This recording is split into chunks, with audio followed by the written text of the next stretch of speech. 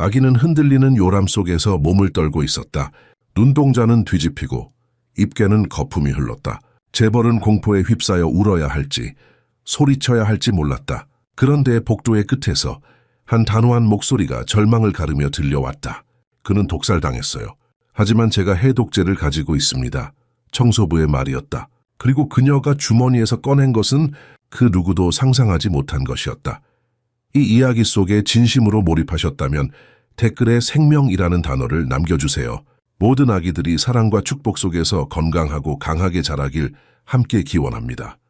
강남 압구정동의 가장 호화로운 단지에 자리 잡은 강태우의 저택은 한국 원화로 150억을 호가하는 압도적인 규모를 자랑했다. 현대적인 외관과 전통 한옥의 요소를 절묘하게 결합한 이 저택은 서울의 부와 권력의 상징과도 같았다. 서울의 아침은 쌀쌀했고 가을의 서늘한 기운이 느껴지는 10월의 어느 날이었다. 아침 햇살이 넓은 창문을 통해 집안을 은은하게 비추기 시작할 때 태우의 찢어지는 비명소리가 저택의 고요함을 깨뜨렸다. 그는 8개월 된 아들 준호가 요람에서 심하게 경련을 일으키고 작은 입술이 파랗게 변하며 입에서 거품이 나오는 모습을 발견한 것이다. 그 순간 그의 엄청난 재산과 권력은 아무런 소용이 없었다. 준호의 작은 몸이 떨리는 모습 앞에 태우는 완전한 무력감에 빠졌다. 한편 박민지는 전라도의 작은 마을에서 온 28세의 새로운 가사 도우미였다. 그녀는 아침 6시부터 일을 시작했으며 겨우 2주 전부터 이 집에서 일하기 시작했다. 병든 어머니와 2명의 어린 동생들을 부양해야 하는 무거운 책임을 짊어진 민지에게 월급 800만 원은 고향에서 보리밥과 된장국을 파는 것보다 훨씬 큰 수입이었다. 민지가 현관 홀을 열심히 청소하고 있을 때 위층에서 들려온 날카로운 비명소리에 그녀는 얼어붙었다.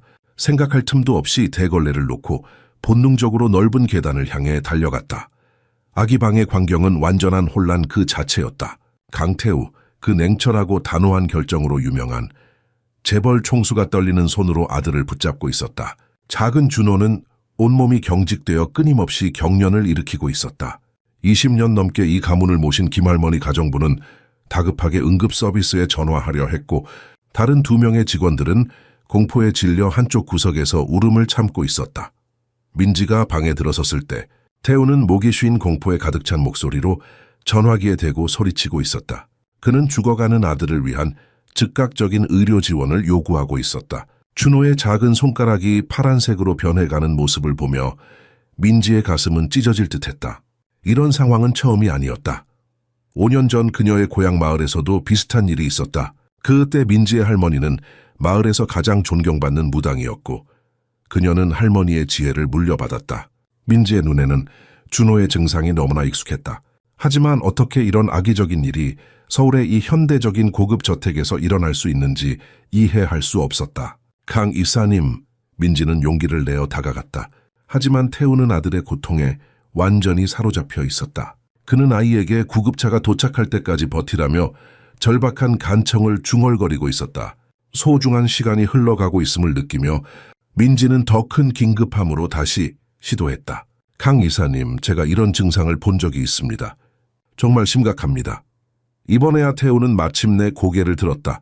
평소에 차갑고 계산적인 그의 녹색 눈은 이제 공포로 크게 떠 있었고 눈물로 흐려져 있었다. 그는 믿을 수 없다는 듯한 표정과 절망이 뒤섞인 눈빛으로 그녀를 바라보며 그녀가 누구인지 물었다. 민지는 차분하게 자신을 가사 도우미로 소개한 뒤 냉정하게 그 끔찍한 진실을 말했다. 아기가 독살당했습니다. 준호가 또 한 번 괴로운 신음소리를 내뱉자 민지는 마치 시간이 멈춘 것 같은 기분을 느꼈다. 이 광경은 섬뜩하게 익숙했다. 5년 전 그녀의 고향 전라도의 작은 마을에서 같은 증상을 보인 가게 주인의 아들이 생각났다. 심한 경련, 입에서 나오는 거품, 입술의 파란 색깔까지. 그녀의 할머니는 마을의 가장 존경받는 무당으로서 즉시 독살을 감지했었다. 다른 것과 섞였구나. 할머니는 확신에 찬 목소리로 말했었다. 빨리 조치하지 않으면 아이는 1시간 안에 죽을 거야. 그 생생한 기억이 민지를 덮쳤다. 어떻게 이런 고대의 악의적인 행위가 현대 서울의 이 호화로운 저택에서 일어날 수 있는지 이해할 수 없었다. 그녀의 머릿속에서는 할머니의 가르침이 메아리쳤다. 할머니는 항상 모든 독에는 그것을 물리치는 해독제가 있다고 말씀하셨다. 민지는 강태우에게 다가가 그의 주의를 끌려고 했다. 하지만 그는 아들의 고통에 완전히 몰두해 있었다. 응급구조대가 도착할 때까지 버티라며 아이에게 절실한 간청을 속삭이고 있었다. 귀중한 순간들이 흘러가고 있었다. 강 이사님, 민지가 더 강한 목소리로 다시 시도했다. 이런 증상을 전해봤습니다.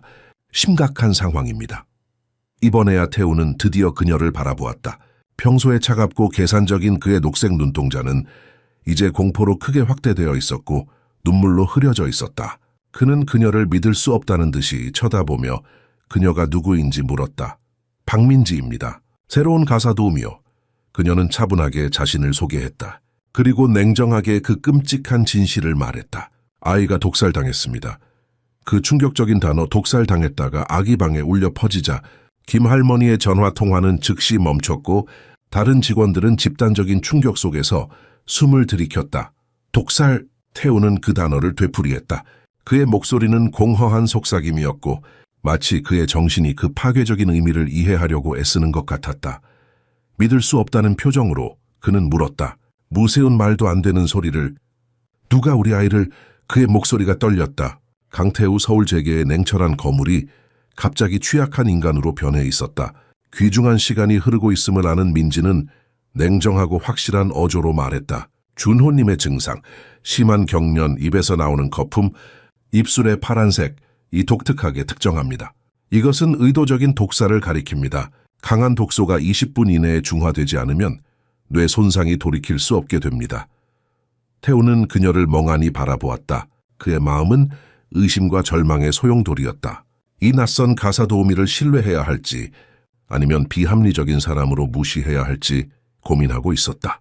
그러나 민지의 확고한 눈빛과 그녀의 목소리에서 느껴지는 흔들리지 않는 확신에 그는 멈칫했다. 그는 구급차가 오는 중이라고 더듬거리며 말했다. 그의 목소리는 공포로 갈라져 있었다. 민지는 그러나 강하게 주장했다. 그들이 제 시간에 오지 못할 겁니다. 그리고 와도 의사들이 긴 분석으로 알 수 없는 독소를 식별하는 동안 귀중한 시간이 낭비될 겁니다. 그 순간 준호는 이전보다 더 심한 발작으로 몸을 떨었고 그의 작은 코에서 가느다란 그러나 경고적인 피줄기가 흘러나오기 시작했다. 공포에 압도된 태우는 그의 강력한 재벌 총수의 모습을 버리고 그저 절박하고 애원하는 아버지로 변했다. 그는 민지에게 애원했다. 그녀가 아들을 구할 수 있는 어떤 지식이나 도움이라도 줄 수 있기를 간절히 바라며 독살이라는 섬뜩한 단어가 아기 방에 울려 퍼졌다. 김할머니는 그녀의 급박한 전화 통화를 중단했고 다른 직원들은 공포에 질린 채 숨을 들이켰다. 태우의 얼굴에서 핏기가 완전히 사라졌다. 저택의 두꺼운 벽 너머로 응급차의 희미한 사이렌 소리가 들렸지만 민지는 그들이 시간 안에 도착할 수 있을지 의심했다. 도대체 누가 우리 아이를. 태우는 중얼거렸다. 그의 목소리는 분노와 공포가 뒤섞여 있었다. 갑작스러운 흔들림이 그의 손을 타고 올라왔고 그는 아이를 더 단단히 붙잡았다. 민지는 그의 혼란을 깨고 다급하게 말했다. 강 이사님, 지금은 누가가 아니라 어떻게가 중요합니다. 우리에게는 15분도 남지 않았어요. 그녀는 태우에게 다가가 아기 옆에 무릎을 꿇었다. 조심스럽게 준호의 호흡을 확인하고 그의 작은 손목에 맥박을 짚었다. 그녀의 손가락은 수년간의 할머니 옆에서의 수련으로 다져진 경험으로 움직였다. 특별한 독초의 혼합물입니다. 흔히 미친 풀이라고 알려진 황각초와 동미나리의 조합으로 보입니다. 민지는 냉정하게 분석했다. 성인용으로 계산된 복용량 같습니다. 그래서 아기에게 이렇게 심한 반응이 나타난 거예요. 김할머니는 놀라워하며 고개를 끄덕였다. 그 독초들은 예전부터 민간에서 알려져 있어요. 맞아요. 하지만 이 조합은 매우 치명적입니다. 민지가 확인했다. 지금 해독제를 만들어야 합니다. 그녀는 급하게 물었다. 집에 활성탄이 있습니까? 태우는 완전히 당황한 표정으로 김할머니를 바라보았다. 노파는 잠시 생각하더니 작년에 태우 자신이 식중독으로 고생했을 때 구입한 응급의약품이 지하실 약장에 있다고 기억해냈다. 네, 있습니다. 김할머니가 확인했다. 민지는 이제 예상치 못한 권위로 모든 사람의 주의를 끌며 명령했다. 배말지 가져와 주세요. 그리고 그녀는 계속했다. 그리고 천연 꿀 점유 그리고 정원의 쑥이나 산수유가 있다면 그것도 필요합니다. 태우는 그녀를 멍하니 바라보았다. 이런 식물들이 언급되자 그는 완전히 혼란스러워 보였다. 그가 뭔가 말하려고 입을 열려는 순간 민지는 단호하게 그를 막았다. 지금 토론하는 시간이 없습니다. 그녀는 냉정하게 말했다. 매 순간이 아이의 생명이 줄어드는 시간입니다. 그녀는 그에게 명확한 선택을 제시했다. 저를 믿든지 아니면 구급차가 제 시간에 오길 바라면서 기다리든지 하세요. 그들이 와도 무엇을 해야 할지 알지 못할 겁니다. 준호가 다시 신음소리를 냈다. 이제 그의 작은 입술은 더 짙은 보라색으로 변해가고 있었다. 태우의 눈에는 눈물이 그렁그렁했다. 제발. 태우는 그의 권위적인 목소리가 사라진 차에 간청했다. 도와주세요. 제발 우리 아들을 살려주세요. 민지는 고개를 끄덕이고 즉시 행동으로 옮겼다. 그녀는 김할머니에게 활성탄을 가져오라고 지시하고 다른 직원들에게는 필요한 재료를 가지고 오라고 빠르게 명령했다. 그동안 그녀는 준호를 자세히 살펴보았다. 그의 작은 피부는 차가워졌고 호흡은 점점 불규칙해졌다. 그녀의 마음은 빠르게 뛰었지만 그녀의 손은 놀랍도록 안정적이었다. 태우는 이 작은 시골 여인이 갑자기 자신의 저택에서 권위를 갖게 된 것에 놀라웠지만 그의 아들의 생명이 위험에 처한 이 순간에 그는 어떤 자존심이나 사회적 지위도 중요하지 않다는 것을 알았다. 그는 절대적인 무력감 속에서 이제 그의 마음을 압도하는 단 하나의 감정을 느꼈다. 순수한 두려움만 살려주세요. 그는 다시 속삭였다. 이번에는 더 절박하게. 어떤 것이든 할게요. 제발 우리 아들을 살려주세요. 민지는 아기의 작은 손을 잡고 그의 어깨를 부드럽게 마사지했다. 그녀의 눈은 결연했다. 최선을 다할게요. 그녀는 약속했다. 지금부터 모든 순간이 중요해요. 민지는 단호한 결심으로 움직였다. 그녀는 요람으로 빠르게 다가가 아기를 가까이서 살펴보았다. 그녀는 조심스럽게 아기의 호흡을 맡아보고 그의 동공을 검사하고 그의 피부를 쥐에 깊게 만졌다. 모든 순간이 중요하다는 것을 알고 있었다. 마침내 그녀는 정확하고도 소름 끼치는 진단을 내렸다. 환각초와 동미나리의 혼합물입니다. 누군가가 의도적으로 준호를 독살했다고 그녀는 선언했다. 그 용량은 성인을 위해 계산된 것 같았고 그것이 아기의 반응이 이렇게 격렬한 이유를 설명했다. 김할머니는 얼굴이 창백하게 변하며 식물 이름을 인식했다. 그녀는 그것들의 독성을 확인했다. 네, 맞아요. 민지가 고개를 끄덕이며 말했다. 두 가지 모두 한의학에서 매우 위험한 것으로 알려져 있습니다. 그리고 함께 사용되면 더욱 치명적입니다. 해독제를 즉시 준비해야 합니다. 그녀는 다시 긴급하게 물었다. 집에 활성탄이 있습니까? 태우는 완전히 압도되고 혼란스러워 보이며 김할머니를 바라보았다. 노파는 잠시 생각한 후 작년에 태우 자신이 심한 식중독을 겪은 후 지하실 응급약품함에 구비해둔 활성탄을 기억해냈다. 민지는 이제 갑자기 예상치 못한 권위를 발산하며 모든 사람의 주의를 끌었다. 그녀는 그것을 즉시 가져오라고 지시했다. 그리고 그녀는 천연꿀, 전유, 그리고 정원에 있다면 쑥이나 산수유도 요청했다. 태우는 그녀를 뚫어지게 쳐다보았다. 그는 그런 특이한 식물들이 언급되자 완전히 당황했고 그녀의 정신 상태를 의심하기 시작했다.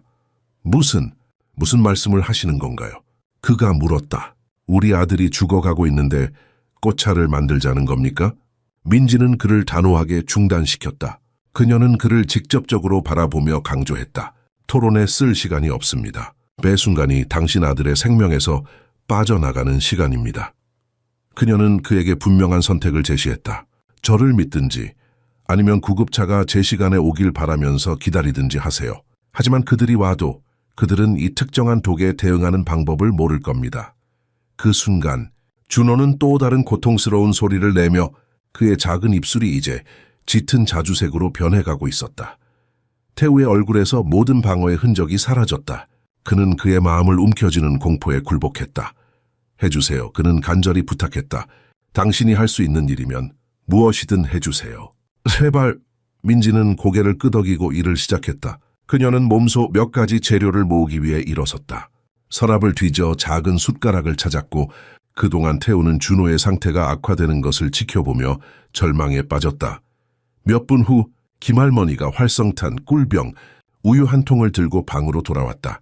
곧이어 다른 직원들이 정원에서 여러 가지 식물을 품에 안고 돌아왔다. 민지는 빠르게 식물들을 평가하고 전문적으로 필요한 허브를 선택하고 나머지는 효율적으로 제쳐두었다.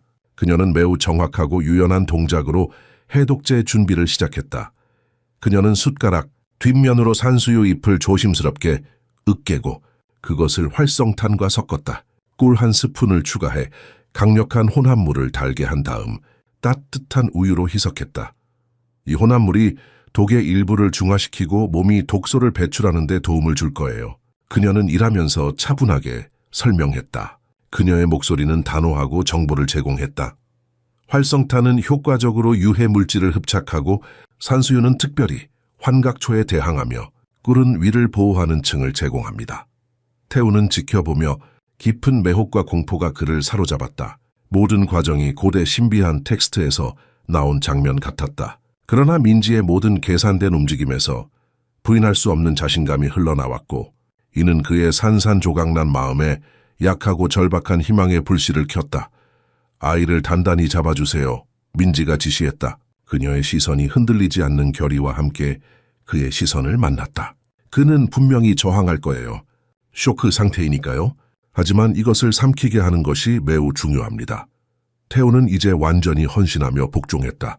그는 아들을 안았고 민지는 무한한 인내심과 부드러운 끈기로 즉석에서 만든 해독제를 한 방울씩 투여하기 시작했다. 강태호는 전통적인 논리가 실패할 때 빠른 결정과 자신의 본능에 대한 확고한 신뢰를 바탕으로 거대한 제국을 건설한 남자였다. 그는 이제 전례 없는 딜레마에 직면해 있었다.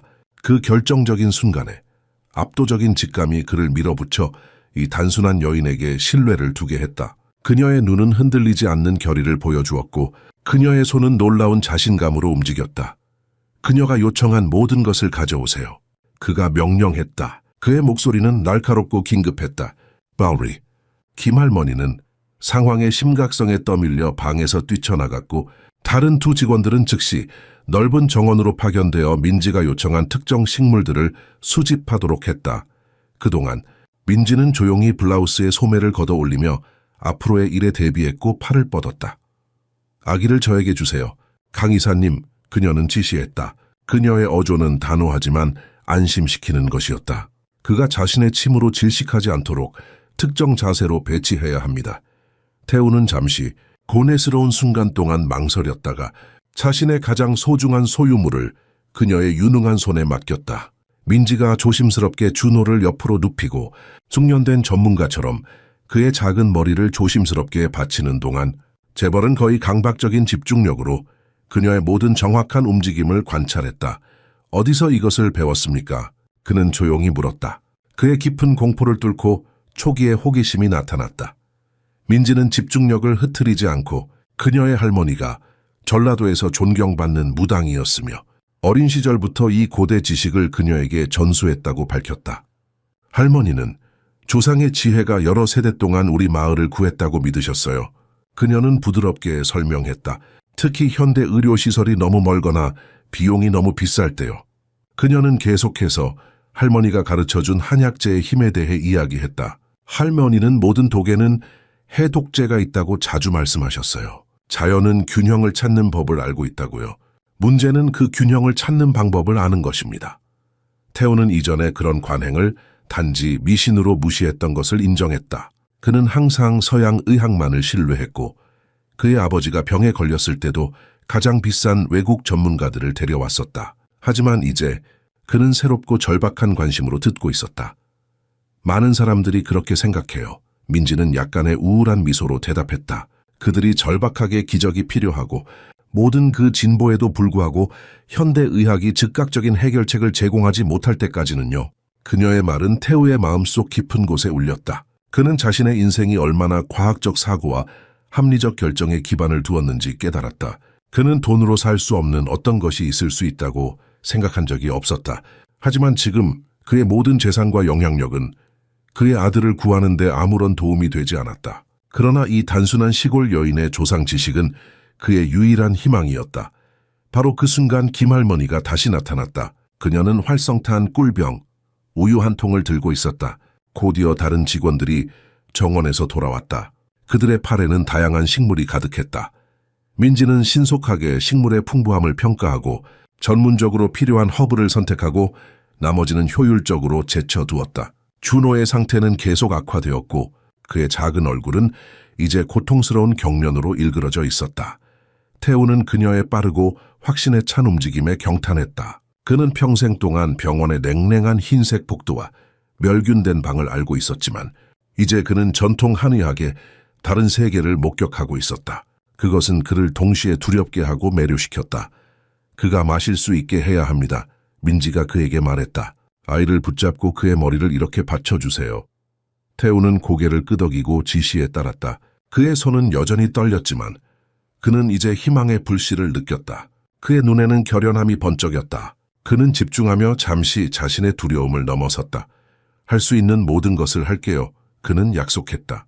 제발 우리 아들을 구해주세요. 민지는 고개를 끄덕였다. 그녀의 표정은 고요하고 집중되어 있었다. 그녀의 마음속에서 할머니의 목소리가 그녀를 인도했다. 그녀는 이 어린 생명이 소멸하도록 내버려 두지 않을 것이다. 그녀는 천천히 숟가락을 들어 해독제를 준비했다. 시간이 다 되어가고 있었다. 많은 사람들이 그렇게 생각해요. 민지가 약간의 우울한 미소로 대답했다. 그들이 절박하게 기적이 필요하고 현대의학이 모든 진보에도 불구하고 즉각적인 해결책을 제공하지 못할 때까지는요. 바로 그 순간 김할머니가 다시 나타났다. 그녀는 활성탄 꿀병, 우유 한 통을 들고 있었다. 곧이어 다른 직원들이 정원에서 돌아왔다. 그들의 팔에는 다양한 식물이 가득했다. 민지는 빠르게 식물의 풍부함을 평가했다. 그녀의 눈은 필요한 것들을 즉시 알아보았다. 정원에서 자라는 산수유와 쑥을 보고 그녀는 안도의 한숨을 내쉬었다. 이것은 좋은 징조였다. 그녀는 전문적으로 필요한 허브를 선택하고 나머지는 효율적으로 제쳐두었다. 정확하고 유동적인 동작으로 그녀는 해독제의 긴급 준비를 시작했다. 그녀는 숟가락 뒷면으로 산수유 잎을 조심스럽게 읊겠다. 그녀의 손가락은 수많은 시간 동안 할머니 곁에서 이 동작을 연습한 것처럼 확실하게 움직였다. 그녀는 할머니의 목소리가 그녀의 귀에 속삭이는 것을 거의 들을 수 있었다. 너무 세게 누르지 마라. 성분을 풀어주는 것이지 파괴하는 것이 아니다. 그녀는 으깬잎을 활성탄에 섞었다. 색깔이 진한 검은색으로 변했다. 그런 다음 꿀 한 스푼을 추가하여 강력한 혼합물을 달게 했다. 마지막으로 그녀는 그것을 따뜻한 우유로 희석했다. 이 혼합물이 독의 일부를 중화시키고 그의 몸이 독소를 배출하는 데 도움을 줄 거예요. 그녀는 작업하면서 차분하게 설명했다. 그녀의 목소리는 단호하고 정보를 제공했다. 활성탄은 효과적으로 유해 물질을 흡수하고 산수유는 특히 환각초에 대항하며 꿀은 그의 위에 보호층을 제공합니다. 이것은 할머니가 사용하던 레시피의 변형입니다. 태우는 지켜보았다. 깊은 매혹과 공포의 혼합이 그를 사로잡았다. 전체 절차는 고대 신비한 텍스트에서 나온 장면 같았다. 그것은 현대 서울의 마천루에서 수천 년을 거슬러 올라간 느낌이었다. 그러나 민지의 모든 의도적인 움직임에서 부인할 수 없는 자신감이 흘러나왔고 조용한 확신이 그의 산산조각난 마음에 약하고 절박한 희망의 불씨를 켰다. 준호의 상태는 계속 악화되고 있었다. 그의 작은 몸은 이제 덜 자주 경련을 일으켰지만 그의 호흡은 더 얕아졌고 불규칙해졌다. 태우는 자신의 아들이 그의 눈앞에서 사라져가는 것을 느꼈다. 그의 가슴은 마치 무거운 돌로 짓눌린 것 같았다. 그의 목에는 뜨거운 눈물이 맺혔다.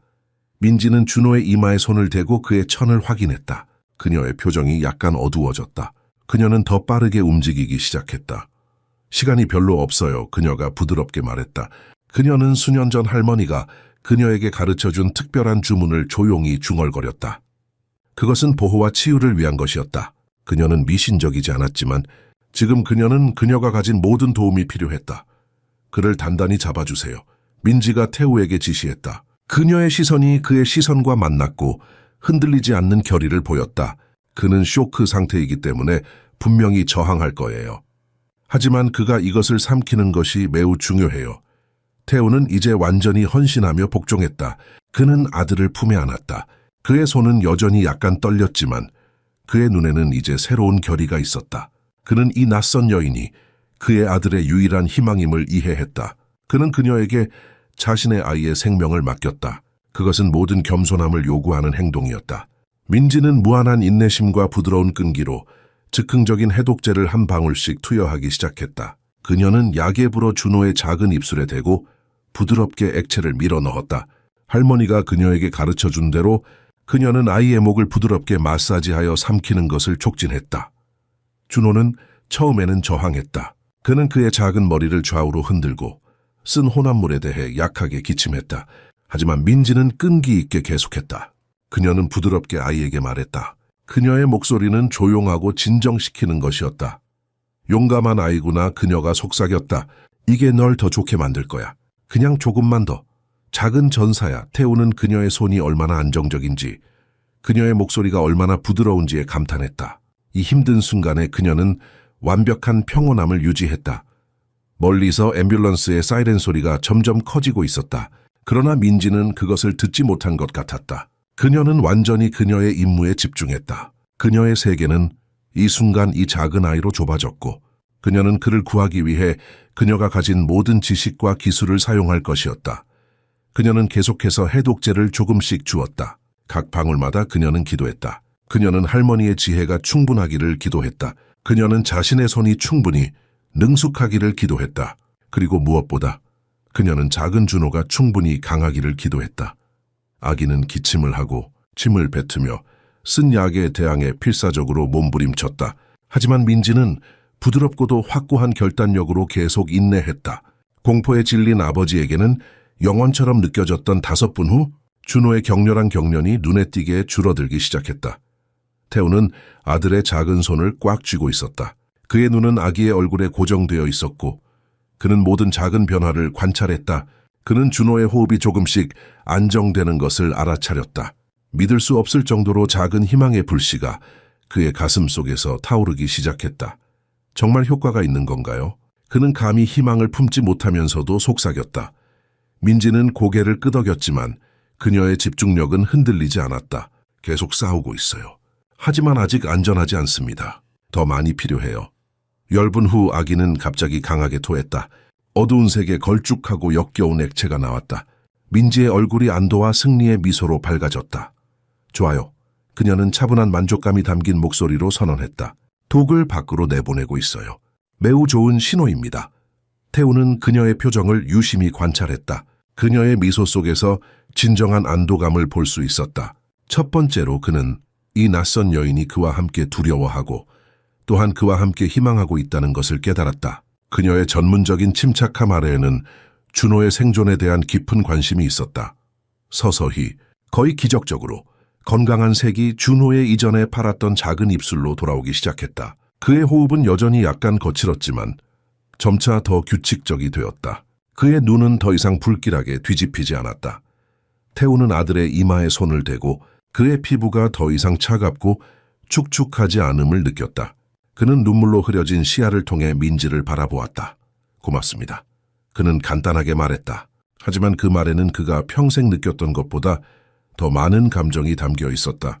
민지는 미소를 지었고 그녀의 눈에는 피로가 서린 것을 볼 수 있었다. 그녀는 아기의 이마에 부드럽게 손을 대고 그의 천을 다시 확인했다. 열이 내리고 있어요. 좋은 신호입니다. 마침내 구급차가 도착했을 때 민지가 개입을 시작한 지 정확히 15분이 지난 후였다. 준호는 놀랍게도 의식이 있었고 약하게 울고 있었지만 완전히 스스로 호흡하고 있었다. 구급대원들은 절대적으로 놀랐다. 그들은 강태우의 저택으로 서둘러 왔을 때 최악의 상황을 예상했었다. 그들은 공포에 질린 부모와 죽어가는 아기를 기대했었다. 대신 그들은 약한 상태이지만 명백히 회복 중인 아기를 발견했다. 뭘 주셨습니까? 아기를 조심스럽게 이송 준비를 하면서 한 구급대원이 물었다. 전통 해독제입니다. 민지가 차분하게 대답했다. 그녀의 침착함은 주목할 만했다. 환각초와 동미나리로 독살되었어요. 구급대원은 그녀를 회의적으로 바라보며 그녀의 특이한 진단에 의문을 제기했다. 정말로요? 네, 민지는 절대적인 확신을 가지고 단언했다. 제 할머니는 전라도에서 가장 유명한 무당이셨어요. 그녀가 저에게 이런 독의 징후를 가르쳐 주셨죠. 구급대원은 눈을 깜빡였다. 그는 전통적인 지식이 현대의학보다 앞서간 이 상황을 어떻게 받아들여야 할지 확실히 몰랐다. 병원에서 혈액 검사를 할 겁니다. 그는 마침내 말했다. 태우는 아들을 구급차로 옮기기 전에 민지에게 다가갔다.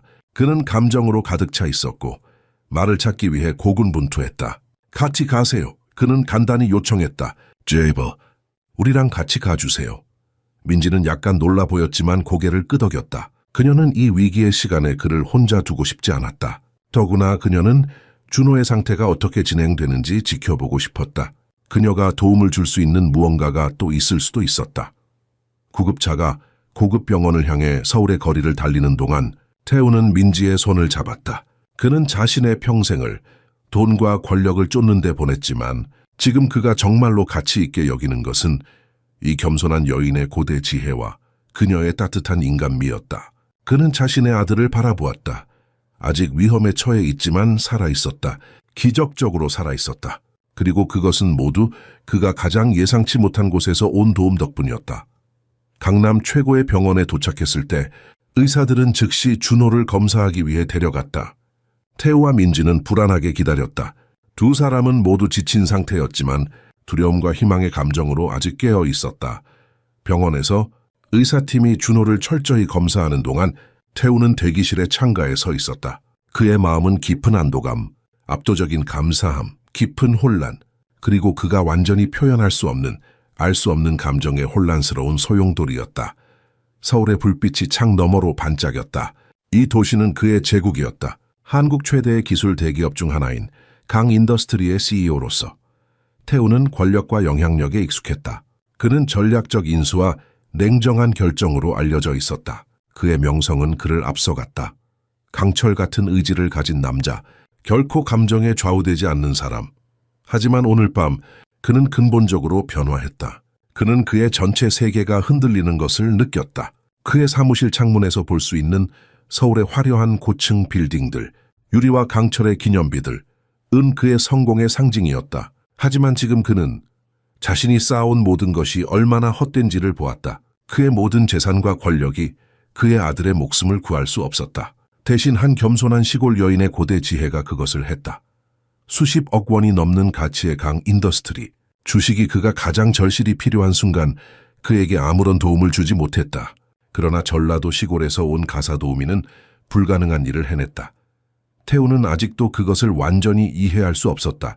의사들의 초기 검사에 따르면 준호는 확실히 독살되었다. 그리고 민지가 준 해독제가 그의 생명을 구했다. 민지가 경찰에게 상세한 진술을 하던 방에서 나왔을 때 태우는 병원 복도에서 그녀를 기다리고 있었다. 그녀는 피곤해 보였지만 침착했다. 그녀의 단순한 옷은 이 고급 병원의 우아한 환경과 대조를 이루었다. 그러나 이 순간 그녀는 가장 위험 있는 사람으로 보였다. 감사합니다. 그는 겨우 말할 수 있었다. 그의 목소리는 깊은 감정으로 무거웠고 그의 감사함의 무게로 갈라졌다. 제 아들을 구해주셔서 감사합니다. 민지는 겸손하게 고개를 끄덕이며 단지 그녀의 행동을 할머니의 귀중한 가르침 덕분이라고 돌렸다. 태우는 그러나 천천히 고개를 저었다. 그는 그녀의 기여가 훨씬 더 중요했다고 주장했다. 그는 그녀가 모든 것을 위험에 빠뜨렸다고 강조했다. 그녀의 신뢰성, 그녀의 직업, 그리고 잠재적으로는 만약 무언가 잘못되었다면 그녀의 개인적인 자유까지도. 민지 씨는 위험을 감수했어요. 그가 부드럽게 말했다. 낯선 사람의 악의를 위해 아무도 당신을 믿지 않았을 때 당신은 그래도 도움의 손길을 내밀었어요. 왜죠? 민지는 그의 눈을 똑바로 바라보았다. 그녀의 밝은 갈색 눈은 맑고 진실했다. 준호는 무력한 악이었어요. 절실히 도움이 필요했죠. 그녀는 간단히 설명했다. 그녀는 조용한 지혜로 덧붙였다. 그리고 강 이사님도 마찬가지였어요. 당신의 엄청난 부와 힘에도 불구하고 그 무서운 순간에 당신은 단지 절망적인 아버지였어요. 그녀는 잠시 멈췄다. 그녀의 말의 무게가 가라앉게 하면서 모든 사람은 그들이 가장 취약할 때 도움을 받을 자격이 있어요. 그들의 지위나 신분에 상관없이. 이 심오한 말은 태우의 마음 깊은 곳에 울려 퍼졌다. 그것은 그가 잠들어 있다고 생각하지 않았던 그의 영혼의 일부를 깨웠다. 수년 동안 그의 삶은 오직 그의 돈, 영향력, 그리고 그의 명망 있는 성씨를 통해서만 그를 인식하는 사람들로 둘러싸여 있었다. 하지만 이 전라도에서 온 겸손한 여인은 그를 순수하고 단순하게 고통받는 아버지로 보았다. 잠시 동안 그들은 조용히 서 있었다. 태우는 그녀가 태어나고 자란 시골 마을에 대해, 그녀의 할머니의 지혜에 대해, 그리고 그녀가 어떻게 서울에 오게 되었는지에 대해 듣고 싶었다. 그는 갑자기 이 수수께끼 같은 여인에 대해 더 많이 알고 싶다는 압도적인 욕망을 느꼈다. 하지만 그때 의사가 복도로 들어와 두 사람에게 다가왔다. 그의 얼굴은 의료적 정확성으로 신중했지만 그의 눈에는 안도감이 비쳤다. 강 이사님, 의사가 말했다. 준호는 기적적으로 안전합니다. 우리는 그의 혈액에서 독의 흔적을 발견했지만 그것은 이미 중화되었습니다. 그가 즉각적인 해독제를 받지 않았다면 그는 문장을 끝내지 않았다. 그럴 필요가 없었다. 태우는 깊은 숨을 들이쉬었다. 감사함이 그를 압도했다. 그는 민지를 바라보았다. 하지만 초기의 압도적인 안도감과 감사함의 물결이 가라앉기 시작하면서 끔찍하고 불안한 질문이 그의 마음에 서서히 형성되기 시작했다. 만약 민지의 섬뜩한 평가가 정말 정확하고 준호가 의도적인 독살의 희생자였다면 그러면 한 가지 깊이 불안한 질문이 남았다. 누가 그의 무고한 아들을 살해하려는 그런 악의적인 의도를 품고 있었을까? 그리고 그 뒤에 어떤 비틀린 동기가 숨어 있었을까? 만약 섬뜩한 평가가 진실이라면, 그리고 준호가 의도적인 독살의 희생자였다면, 그러면 한 가지 깊이 불안한 질문이 남았다. 누가 그의 무고한 아들을 살해하려는 그런 악의적인 의도를 품고 있었을까?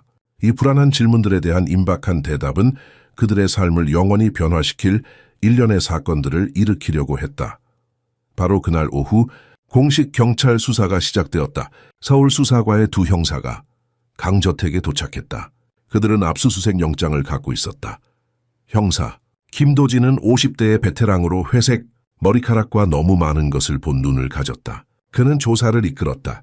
그의 젊은 동료인 형사 이지우는 그녀의 노트북에 모든 세부 사항을 꼼꼼히 기록했다.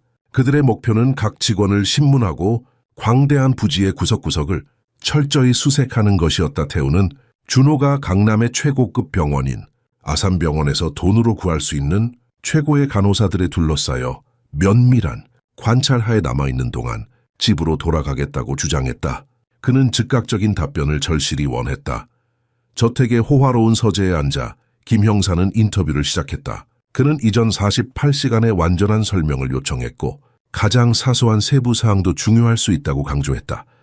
태우는 비정상적인 동요를 보이며 머리카락을 쓸었다. 그는 저택에 뚫을 수 없는 24시간 보안, 어디에나 있는 카메라, 그리고 엄격한 방문자 등록 프로토콜을 강조하면서 그의 불신을 표현했다. 우리 집에는 최고 수준의 보안 시스템이 있습니다. 그는 말했다. 모든 입구에 경비원이 있고 모든 방문자는 검문을 받습니다. 심지어 정원의 가장자리에도 센서가 있습니다. 누구도 발각되지 않고 들어올 수 없습니다. 이지윤 형사가 그때 끼어들었다.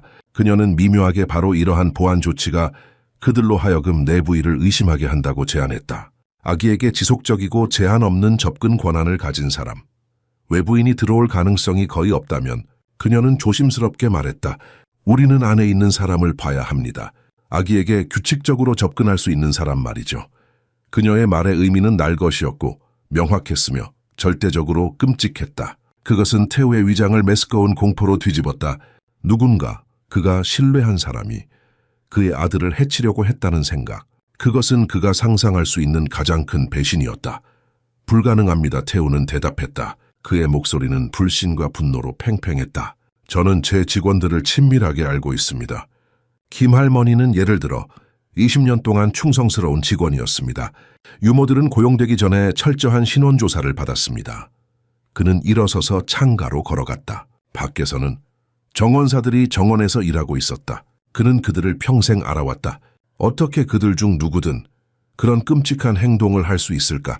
김 형사는 그의 노트를 참조하며 그의 시선을 옮겼다. 그는 독을 너무 현저하게 식별한 직원 박민지에 대해 물었다. 그는 그녀의 매우 최근 2주의 재직 기간을 강조했다. 그녀에 대해 뭘 알고 계십니까?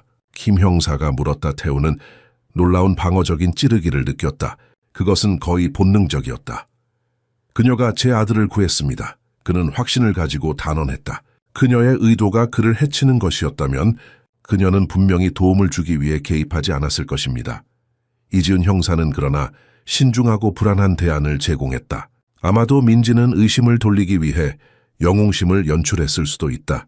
그것은 고전적인 범죄 패턴이었다. 그것은 절대적으로 터무니없습니다.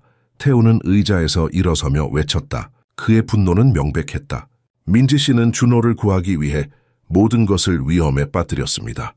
저는 그녀의 눈에서 순수한 공포, 순수한 절박함을 목격했습니다. 아무도, 절대로 아무도 그런 진정한 감정을 가장할 수 없습니다. 형사들은 짧고 의미심장한 시선을 교환했다. 그러나 그들은 현명하게 그 특정 지점을 더 이상 추궁하지 않기로 했다. 김 형사는 그때 능숙하게 대화를 바꾸어 가능한 적들, 비즈니스 경쟁자들 또는 태우에게 해를 입히려는 동기를 가질 수 있는 사람들에 대해 물었다. 태우는 쓴 웃음을 지었다. 그것은 유머가 없었다. 저는 1조 원 이상의 가치가 있는 기업을 소유하고 있습니다. 그는 설명했다. 냉혹한 비즈니스 세계에서 실질적으로 모든 사람이 잠재적인 적입니다. 하지만 그것은 무력한 아기를 살해하려는 시도로부터 엄청난 도약입니다. 이지훈 형사는 그의 개인적인 관계로 깊이 파고들었다. 그녀는 구체적으로 전 파트너 또는 깊은 원한을 품을 수 있는 사람들에 대해 물었다. 태우의 얼굴은 눈에 띄게 굳어졌다. 생생하고 반갑지 않은 이미지가 그의 마음에 떠올랐다. 윤서연, 그녀의 관통하는 파란 눈이 그가 갑자기 그들의 약혼을 파기한 날 억제되지 않은 분노로 타오르고 있었다. 태우의 얼굴은 눈에 띄게 굳어졌다. 생생하고 반갑지 않은 이미지가 그의 마음에 떠올랐다. 윤서연, 그녀의 관통하는 파란 눈이 그가 갑자기 그들의 약혼을 파기한 날 억제되지 않은 분노로 타오르고 있었다.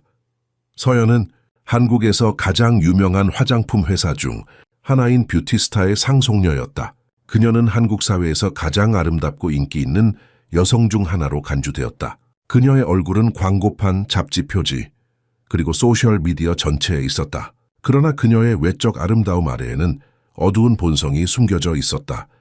태우는 그가 먼저 그녀를 만났을 때를 기억했다. 그것은 삼성 회장의 딸 결혼식에서였다. 서연은 매혹적이었다. 그녀는 강렬한 파란색 눈을 가진 드문 한국인 중 하나였다.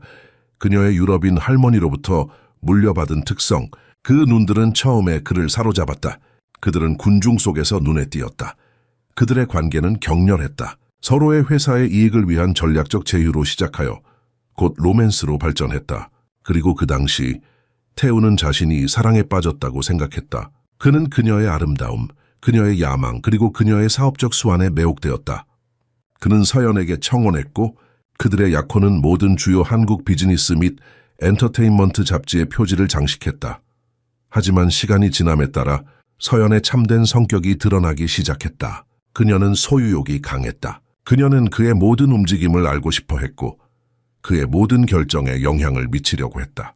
그녀는 그가 만나는 모든 여성, 그가 고용하는 모든 여성 비서에게 질투했다. 그 후 그는 서연의 냉혹함을 목격했다. 그녀는 그녀의 직원들을 끔찍하게 대했고 작은 실수에도 그들을 해고했다. 그녀는 그녀의 개인 비서가 눈물을 흘리며 사무실을 떠나는 것을 보고 웃었다. 그리고 그는 그녀가 경쟁 화장품 회사를 파산시키기 위해 얼마나 기꺼이 비윤리적인 전술을 사용할지를 보았다. 그러나 가장 큰 전환점은 그가 서연이 그녀의 이전 약혼자에 대해 한 말을 우연히 들었을 때였다. 나는 그가 모든 것을 잃는 것을 보기 위해 5년을 기다렸어. 그녀는 전화로 말했다. 그리고 이제 그는 쓰레기통에 있어. 정확히 그가 있어야 할 곳. 태우는 그때 깨달았다. 서연은 위험했다. 그녀의 아름다움은 독성 성격을 가리는 가면에 불과했다. 그는 결혼식을 취소했고 그리고 약혼을 파기했다. 서연의 분노는 무서웠다. 그녀는 비명을 질렀고 물건을 던졌고 그리고 위협했다. 너는 이것을 후회할 거야, 강태우. 그녀는 약속했다. 내가 네가 가장 소중히 여기는 것을 가져갈 때까지 쉬지 않을 거야. 당시에는 그녀의 말을 실현당한 여자의 분노로 무시했다. 하지만 지금 그의 아들이 독살된 상황에서 서연이 극단적이고 악의적인 일을 할 수 있다는 가능성이 차가운 그림자처럼 그를 덮쳤다. 그런 가까운 사람이 그런 어둠을 품을 수 있다는 생각은 깊이 불안했다. 윤서연이라는 여자가 있습니다. 태우는 마침내 형사들에게 말했다. 그의 목소리는 조용했다. 거의 회한에 가까웠다. 우리는 약 1년 전까지 약혼했었죠. 제가 약혼을 파기했을 때 그녀는 흥분했습니다. 그녀는 위협했습니다. 김 형사는 그의 노트에 이름을 적었다. 어떤 종류의 위협이었습니까? 태우는 불편하게 자세를 바꾸었다. 그녀는 내가 가장 소중히 여기는 것을 데려가겠다고 말했습니다. 당시에는 저는 그것을 비즈니스 위협으로 받아들였습니다. 그녀는 제 회사 주식을 공매도 하려 했거나 경쟁업체와 합병하려 했을 수도 있습니다. 저는 그녀가 준호를 의미했을 거라고 생각하지 않았습니다. 그는 그때 태어나지도 않았으니까요. 이지훈 형사는 날카롭게 고개를 들었다. 그녀가 당신의 임신한 배우자에 대해 알고 있었습니까? 더니크 태우는 느리게 고개를 끄덕였다. Almost seems it something with 네, 알고 있었습니다. 뉴스가 공개되기 약 한 달 전에 알았죠. 두 형사는 의미심장한 시선을 교환했다. 윤서연의 이름은 이제 그들의 수사의 불길하고 중요한 조각으로 새겨졌다. 그들의 관계 이야기, 열정과 결국 환멸로 특징 지어진 이제 불길한 뉘앙스를 띄었다. 그것은 태우의 과거가 공포스러운 현재를 풀어낼 열쇠일 수 있음을 시사했다. 그녀를 즉시 찾아보겠습니다. 김 형사가 말했다. 그의 목소리는 전문적이었지만 태우는 그의 눈에서 긴급함을 볼 수 있었다. 태우는 창가로 돌아갔다. 그의 가슴은 무거웠다. 그는 서연이 정말로 그의 아들을 해칠 의도로 행동했을 가능성을 고려하면서 두려움과 죄책감을 동시에 느꼈다. 만약 그가 그녀의 위협을 더 심각하게 받아들였더라면 아마도 그는 준비를 더 잘할 수 있었을 것이다. 아마도 그는 준호를 보호하기 위해 더 많은 조치를 취할 수 있었을 것이다. 그의 손은 힘없이 떨렸다. 그는 병원에 있는 그의 아들, 민지의 빠른 행동 덕분에 살아있지만 아직도 위험에 처해 있을 수 있는 그의 아들을 생각했다.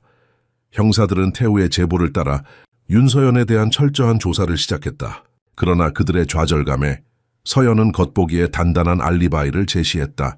독살 시간에 그녀는 제주도에서 뷰티스타의 새로운 스파 리조트 개장에 참석하고 있었다. 그녀의 부재는 여러 증인들과 사진, 비디오, 그리고 그녀를 서울에서 멀리 떨어진 곳에 위치시키는 기록들로 확인되었다.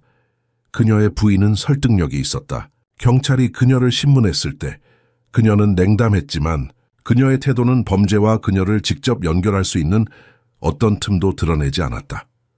그녀는 너무 차가웠어요. 이지훈 형사가 태우에게 보고했다. 하지만 그녀가 직접 독을 투여했다고 보기는 어렵습니다. 그녀는 확실히 제주도에 있었어요. 태우는 안심하지 않았다. 서연은 직접 행동하지 않았을 수도 있지만 그것이 그녀가 관여하지 않았다는 것을 의미하지는 않았다. 그는 그녀의 영향력과 연결망을 알았다. 그녀는 다른 사람을 통해 일할 수도 있었다. 경찰이 서연과 관련된 교착 상태에 도달하면서 수사는 계속되었다. 태우는 병원과 경찰서를 오가며 지냈다. 그는 준호가 회복되는 것을 지켜보았고 수사에 대한 업데이트를 받았다. 두 장소 모두에서 그는 민지가 그의 곁에 있기를 요청했다. 처음에는 그것이 그를 놀라게 했다. 그는 왜 그가 이 낯선 여인의 존재를 그렇게 갈망하는지 이해할 수 없었다. 아마도 그것은 그녀가 그의 아들을 구했기 때문이었을 것이다. 아마도 그것은 그녀가 그 무서운 순간에 그와 함께 있었기 때문이었을 것이다. 어떤 이유에서든 그녀의 존재는 그에게 위안을 주었다. 민지는 준호의 치료에 계속 참여했다.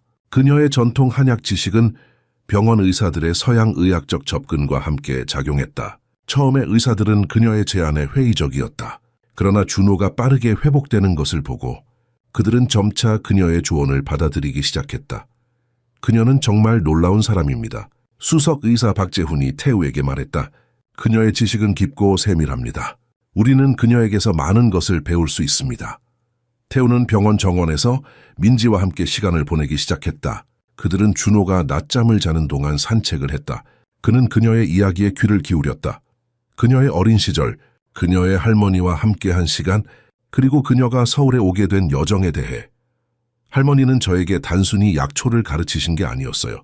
민지는 그에게 말했다. 그녀는 저에게 균형과 조화에 대해 가르치셨습니다. 모든 것은 연결되어 있다고요. 모든 독에는 해독제가 있고 모든 아픔에는 치유가 있습니다. 태우는 그녀의 지혜와 평온함에 매료되었다. 그의 세계는 항상 경쟁, 권력, 그리고 부에 관한 것이었다. 그러나 민지는 다른 세계에서 왔다. 자연과의 조화, 지혜의 전통, 그리고 다른 사람들에 대한 진정한 관심에 기반을 둔 세계. 그는 그녀에게 그의 이야기를 들려주기 시작했다. 그의 어린 시절, 그의 엄격한 아버지, 그리고 그가 어떻게 강 인더스트리의 수장이 되었는지. 그는 그녀에게 그가 아무에게도 말하지 않았던 것들을 말했다. 저는 항상 아버지의 기대를 충족시키려고 노력했습니다. 그는 고백했다. 그는 제가 약해 보이는 것을 용납하지 않으셨어요. 약함은 성공의 길에서 자리가 없다고 항상 말씀하셨죠. 민지는 그를 판단하지 않고 들었다. 그녀의 따뜻한 갈색 눈은 이해와 공감으로 가득 차 있었다. 그리고 당신은 결코 약함을 보여주지 않았군요. 그녀는 부드럽게 말했다. 태우는 쓴 웃음을 지었다. 저는 감정을 보여주지 않는 법을 배웠죠. 그것이 약함을 보여주지 않는 것이라고 생각했어요. 그러나 지금 저는 더 이상 확신이 없습니다. 준호가 위험에 처했을 때 제 모든 힘이 아무런 도움이 되지 않았어요. 그리고 그는 말을 멈추고 그녀를 바라보았다. 당신은 겁이 없었어요. 당신은 사람들의 판단이나 위험을 두려워하지 않았어요. 당신은 그냥 도움이 필요한 아이를 보았고 행동했습니다. 그것이 진정한 강함일지도 모릅니다. 민지는 미소를 지었다. 그것은 따뜻하고 진실한 미소였다. 그리고 그것은 태우의 마음에 무언가를 움직였다. 그 순간 그는 이 여인에게 이끌리고 있다는 것을 깨달았다. 그것은 그가 결코 경험하지 못했던 방식이었다. 그것은 외적 아름다움이나 사회적 지위 또는 전략적 이점에 기반을 둔 끌림이 아니었다. 그것은 더 깊은 무언가였다. 더 진정한 무언가. 이 깨달음은 그를 놀라게 했다. 어떻게 그가 전라도에서 온 단순한 가사 도우미에게 이끌릴 수 있을까? 그들은 너무 다른 세계에서 왔다. 그러나 그가 그녀의 옆에 앉아 있을 때 그 차이는 중요하지 않게 느껴졌다. 민지도 그의 존재의 위안을 찾는 것 같았다. 그녀는 그에게 더 자주 미소 지었고 그들의 대화는 더 길어졌다. 그들 사이에 무언가가 자라고 있었다. 이해와 존중의 연결, 아마도 그 이상 태우가 민지의 손을 잡았을 때 그것은 자연스러운 행동이었다. 그리고 그녀가 그의 손을 쥐었을 때 그는 마침내 안전함을 느꼈다. 태우가 민지의 손을 꼭 잡고 있을 때 병원 복도에서 발자국 소리가 들려왔다. 김도진 형사가 심각한 표정으로 다가왔다. 그의 눈에는 새로운 결심이 담겨 있었다. 강 이사님, 잠시 이야기 좀 할 수 있을까요? 그가 정중하게 요청했다. 태우는 민지의 손을 놓고 일어섰다. 그는 형사의 표정에서 무언가 중요한 발견이 있었음을 느낄 수 있었다. 그들은 병원 카페테리아로 자리를 옮겼다. 커피 한 잔을 앞에 두고 김 형사는 서류 폴더를 열었다. 법의학 결과가 나왔습니다. 그가 말했다. 준호의 체내에서 발견된 독은 매우 특이한 혼합물이었습니다. 민지 씨가 말한 대로 환각초와 동미나리였죠. 하지만 우리가 발견한 것은 그는 잠시 멈추고 태우의 반응을 살폈다. 발견한 것은 무엇입니까? 태우가 촉구했다. 그의 심장은 빠르게 뛰기 시작했다. 이것은 야생 품종이 아닙니다. 김 형사가 계속했다. 이것은 재배된 품종입니다. 특별한 환경에서 자란 것이죠. 이런 종류의 독초는 일반적인 정원이나 시장에서 찾을 수 없습니다. 태우는 혼란스러웠다. 그것이 무슨 의미입니까? 이것은 전문 지식과 특별한 자원에 접근할 수 있는 누군가를 가리킵니다. 김 형사는 설명했다. 우리는 윤서연의 연결망을 조사했습니다. 그녀가 직접 독을 투여하지 않았을 수도 있지만 그녀가 그것을 획득하고 다른 사람에게 지시했을 가능성이 있습니다. 태우는 뒤로 기대에 앉았다. 그는 이미 서연을 의심했지만 이것은 그의 불안을 확인했다.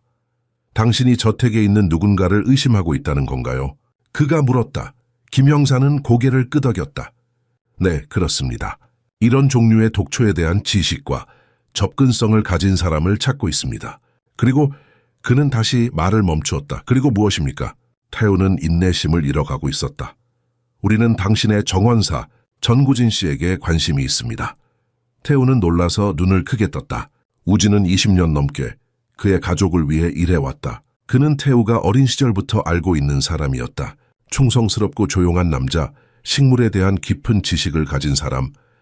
불가능합니다. 태우는 즉시 반박했다. 우진은 제 아버지 시절부터 우리와 함께였습니다. 그는 가족과 같습니다.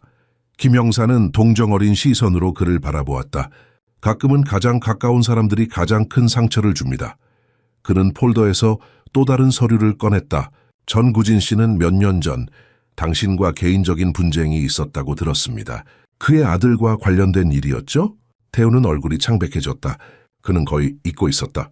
5년 전 우진의 아들 민수는 강 인더스트리에서 인턴으로 일하고 있었다. 그는 회사의 기밀 정보를 경쟁업체에 유출한 혐의로 기소되었다. 태우는 그를 즉시 해고했고 법적 조치를 취했다. 민수는 결국 무죄로 판명되었지만 그 스캔들로 그의 경력은 파괴되었다. 그는 직업을 구할 수 없었고 우울증에 빠졌다. 그것은 비즈니스 결정이었습니다. 태우는 방어적으로 말했다. 개인적인 것이 아니었죠. 민수 씨는 1년 전 자살했습니다. 김 형사가 조용히 말했다. 우진 씨에게는 개인적인 일이었을 겁니다.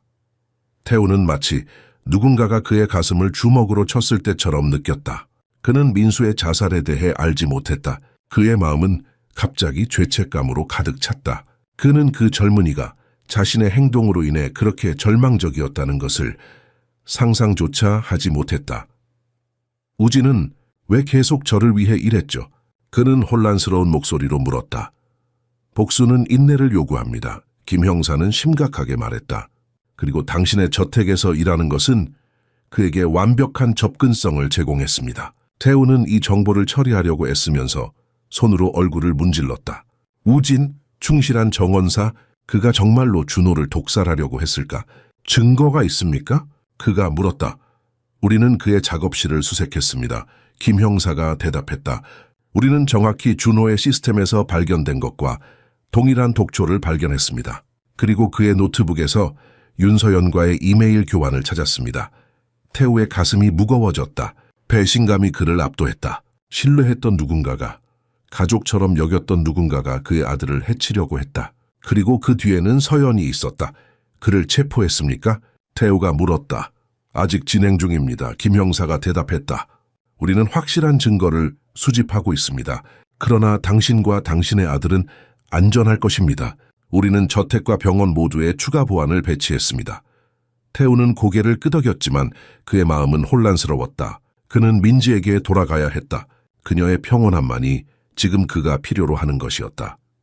경찰 수사가 새로운 방향을 잡는 동안 태우는 자신이 민지와 점점 더 많은 시간을 보내고 있다는 것을 발견했다. 젊은 오아사카 여인의 존재는 혼란의 한가운데서 닻이 되었고 그녀의 조용한 지혜와 진정한 본성이 그를 깊이 매혹시켰다. 병원에서 준호가 서서히 회복되는 것을 지켜보며 태우는 민지가 아이와 상호작용하는 모습을 관찰했다. 그녀의 부드러운 손길과 달래는 말은 작은 아이에게 위안을 주었다. 준호는 그녀의 목소리에 반응하여 작은 손을 뻗어 그녀의 손가락을 붙잡았다. 그가 당신을 좋아하는군요. 태우가 미소를 지으며 말했다. 민지는 부드럽게 웃었다. 아이들은 진정성을 느낍니다. 그들은 우리가 만들어낸 모든 장벽과 가면을 꿰뚫어 봅니다. 그녀의 말은 태우의 마음에 울려 퍼졌다. 그는 자신의 삶이 얼마나 많은 가면으로 가득 차 있는지 생각했다. 강인더스트리의 CEO로서 그는 항상 냉정하고 계산적이고 감정을 보이지 않아야 했다. 이사회에서, 주주 미팅에서, 비즈니스 협상에서 그는 항상 그의 진정한 자아를 감추고 있었다. 그러나 민지와 함께 있을 때 그는 단지 자신일 수 있었다. 그는 자신의 두려움, 불안, 희망을 그녀와 공유할 수 있었다.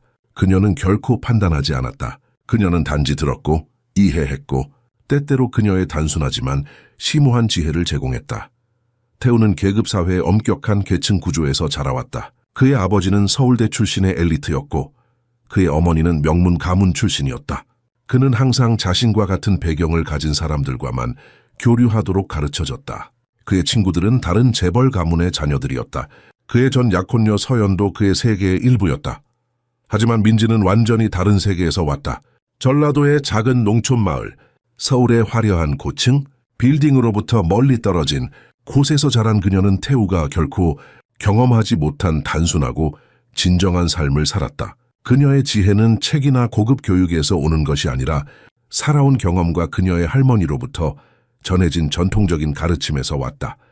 하루는 병원 정원을 산책하면서 민지는 태우에게 그녀의 고향 마을에 대해 이야기했다. 할머니의 집은 작았지만 항상 허브와 약초의 향기로 가득했어요. 그녀가 회상했다. 우리 마당에는 치유 정원이 있었고 할머니는 저에게 각 식물의 이름과 용도를 가르쳐 주셨죠. 자연은 우리에게 필요한 모든 것을 제공한다고 할머니는 항상 말씀하셨어요.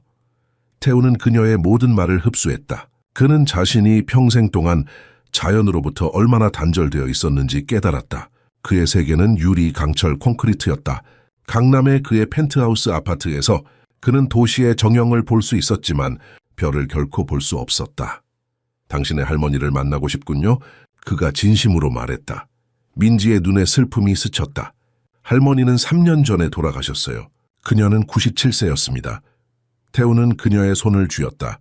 그녀는 놀라운 분이었을 거예요. 네, 민지가 미소 지었다. 그녀는 그랬어요. 그녀는 누군가의 신분이나 부가 아니라 그들의 마음의 선함으로 사람들을 판단했어요. 그녀의 말은 묵직하게 공중에 매달렸다. 태우는 그 말이 그에게 직접적인 도전이라고 느꼈다. 그는 평생 동안 사람들의 가치를 그들의 사회적 지위, 교육, 부에 기초하여 판단했다. 그러나 민지를 만나기 전까지 그는 자신의 이런 편협함을 결코 의심한 적이 없었다. 당신은 내 삶을 바꿨어요. 그가 갑자기 말했다. 그의 목소리는 감정으로 두꺼웠다. 민지는 그를 보았다.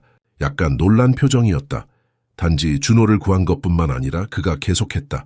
당신은 나에게 다른 방식으로 세상을 볼 수 있게 해주었어요. 내가 잃어버렸다는 것을 알지도 못했던 뭔가를 다시 찾게 해주었죠. 그는 잠시 멈추었다. 무슨 말을 해야 할지 확실하지 않았다. 그의 가슴은 이해하기 어려운 감정들로 가득 차 있었다. 민지는 부드럽게 미소 지었다. 당신도 제 삶을 바꿨어요. 그녀가 조용히 인정했다. 제가 서울에 왔을 때 저는 단지 더 나은 급여를 찾고 있었어요.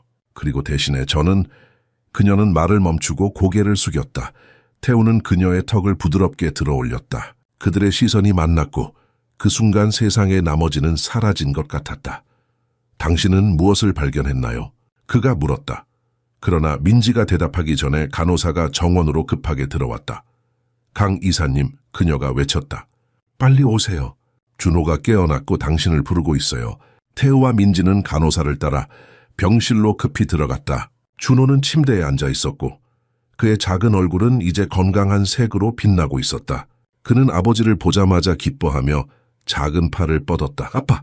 그가 외쳤다. 그의 목소리는 약했지만 확실했다. 태우는 아들을 조심스럽게 안아들었다. 감정이 그를 압도했다. 며칠 전만 해도 그는 준호를 잃을 뻔했다. 이제 아이는 다시 그의 팔에 있었고 생기가 넘쳤다. 그것은 기적과 같았다. 그리고 그는 그 기적에 대해 민지에게 빚을 졌다. 의사들은 준호의 놀라운 회복에 놀랐다. 그들은 아이의 활력, 식욕, 그리고 인지 능력을 확인하기 위해 일련의 검사를 실시했다. 모든 검사 결과는 희망적이었다. 준호는 정말 대단한 투사군요. 수석의사 박재훈이 감탄했다. 그리고 물론 민지 씨의 빠른 행동과 지식이 없었다면 이야기는 매우 다르게 끝났을 겁니다. 태우는 민지를 바라보았고 그들의 시선이 만났다. 말없는 이해가 그들 사이를 지나갔다. 그들은 이제 이 어려운 경험에 의해 영원히 연결되어 있었다. 그러나 그들의 평화로운 순간은 오래 가지 않았다. 김도진 형사가 방으로 들어왔고 그의 표정은 매우 심각했다. 강 이사님, 민지 씨, 죄송합니다만 잠시 이야기를 나눌 수 있을까요? 난 그들은 복도로 따라 나갔다. 병실 밖에서 김 형사는 그들에게 새로운 소식을 알렸다. 전구진을 체포했습니다. 그가 말했다. 그는 자백했습니다. 태우는 심호흡을 했다. 한편으로는 안도감을, 다른 한편으로는 깊은 배신감을 느꼈다. 그가 왜 그랬는지 말했습니까? 그가 물었다. 그의 목소리는 억제된 분노로 약간 떨렸다. 김 형사는 고개를 끄덕였다. 그는 윤서연에 의해 조종당했습니다. 그녀는 그의 약점, 즉 아들의 죽음으로 인한 슬픔과 분노를 이용했습니다. 그녀는 그에게 많은 돈과 새로운 정체성을 약속했습니다. 그녀의 계획은 준호를 죽이는 것이 아니라 영구적인 뇌 손상을 입히는 것이었습니다. 태우는 고통스럽게 눈을 감았다. 이것이 서연의 복수였다. 그의 아들을 영원히 불구로 만들어 그에게 평생 고통을 주는 것. 그것은 너무나 냉혹했고 너무나 계산적이었다. 우리는 그녀의 이메일과 그녀의 조수의 증언을 통해 그녀와 연결했습니다. 김 형사가 계속했다. 우리는 지금 그녀를 찾고 있습니다. 그녀는 제주도에서 서울로 돌아왔지만 그 후 사라졌습니다. 태우는 손을 주먹으로 쥐었다. 그의 내부에서 분노가 끓어올랐다. 그는 서연의 얼굴, 그 얼음같이 파란 눈을 상상했다. 그녀가 어떻게 그의 순수한 아기를 해치려 했는지, 단지 그에게 상처를 주기 위해. 그것은 상상할 수 없는 악이었다. 민지는 태우의 주먹 쥔 손을 부드럽게 펼쳤고 그의 손가락 사이에 그녀의 손가락을 엮었다. 그녀의 접촉은 달랬고 그에게 닻을 내리게 했다. 그녀는 어디에도 숨을 수 없을 거예요. 민지가 조용히 말했다. 정의는 그녀를 찾을 겁니다. 태우는 깊은 숨을 내쉬었다. 그는 민지가 옳다는 것을 알았다. 그의 분노는 아무것도 해결하지 않을 것이다. 지금 중요한 것은 준호의 회복이었고 그가 안전하다는 것이었다. 윤서연과 전구진 모두 최대한의 법적 책임을 물을 겁니다. 김 형사가 확신시켰다. 이것은 명백한 살인 미수이고 저희는 모든 증거를 확보했습니다. 태우는 고개를 끄덕였다. 감사합니다. 그가 형사에게 말했다. 당신의 철저한 수사에 감사드립니다.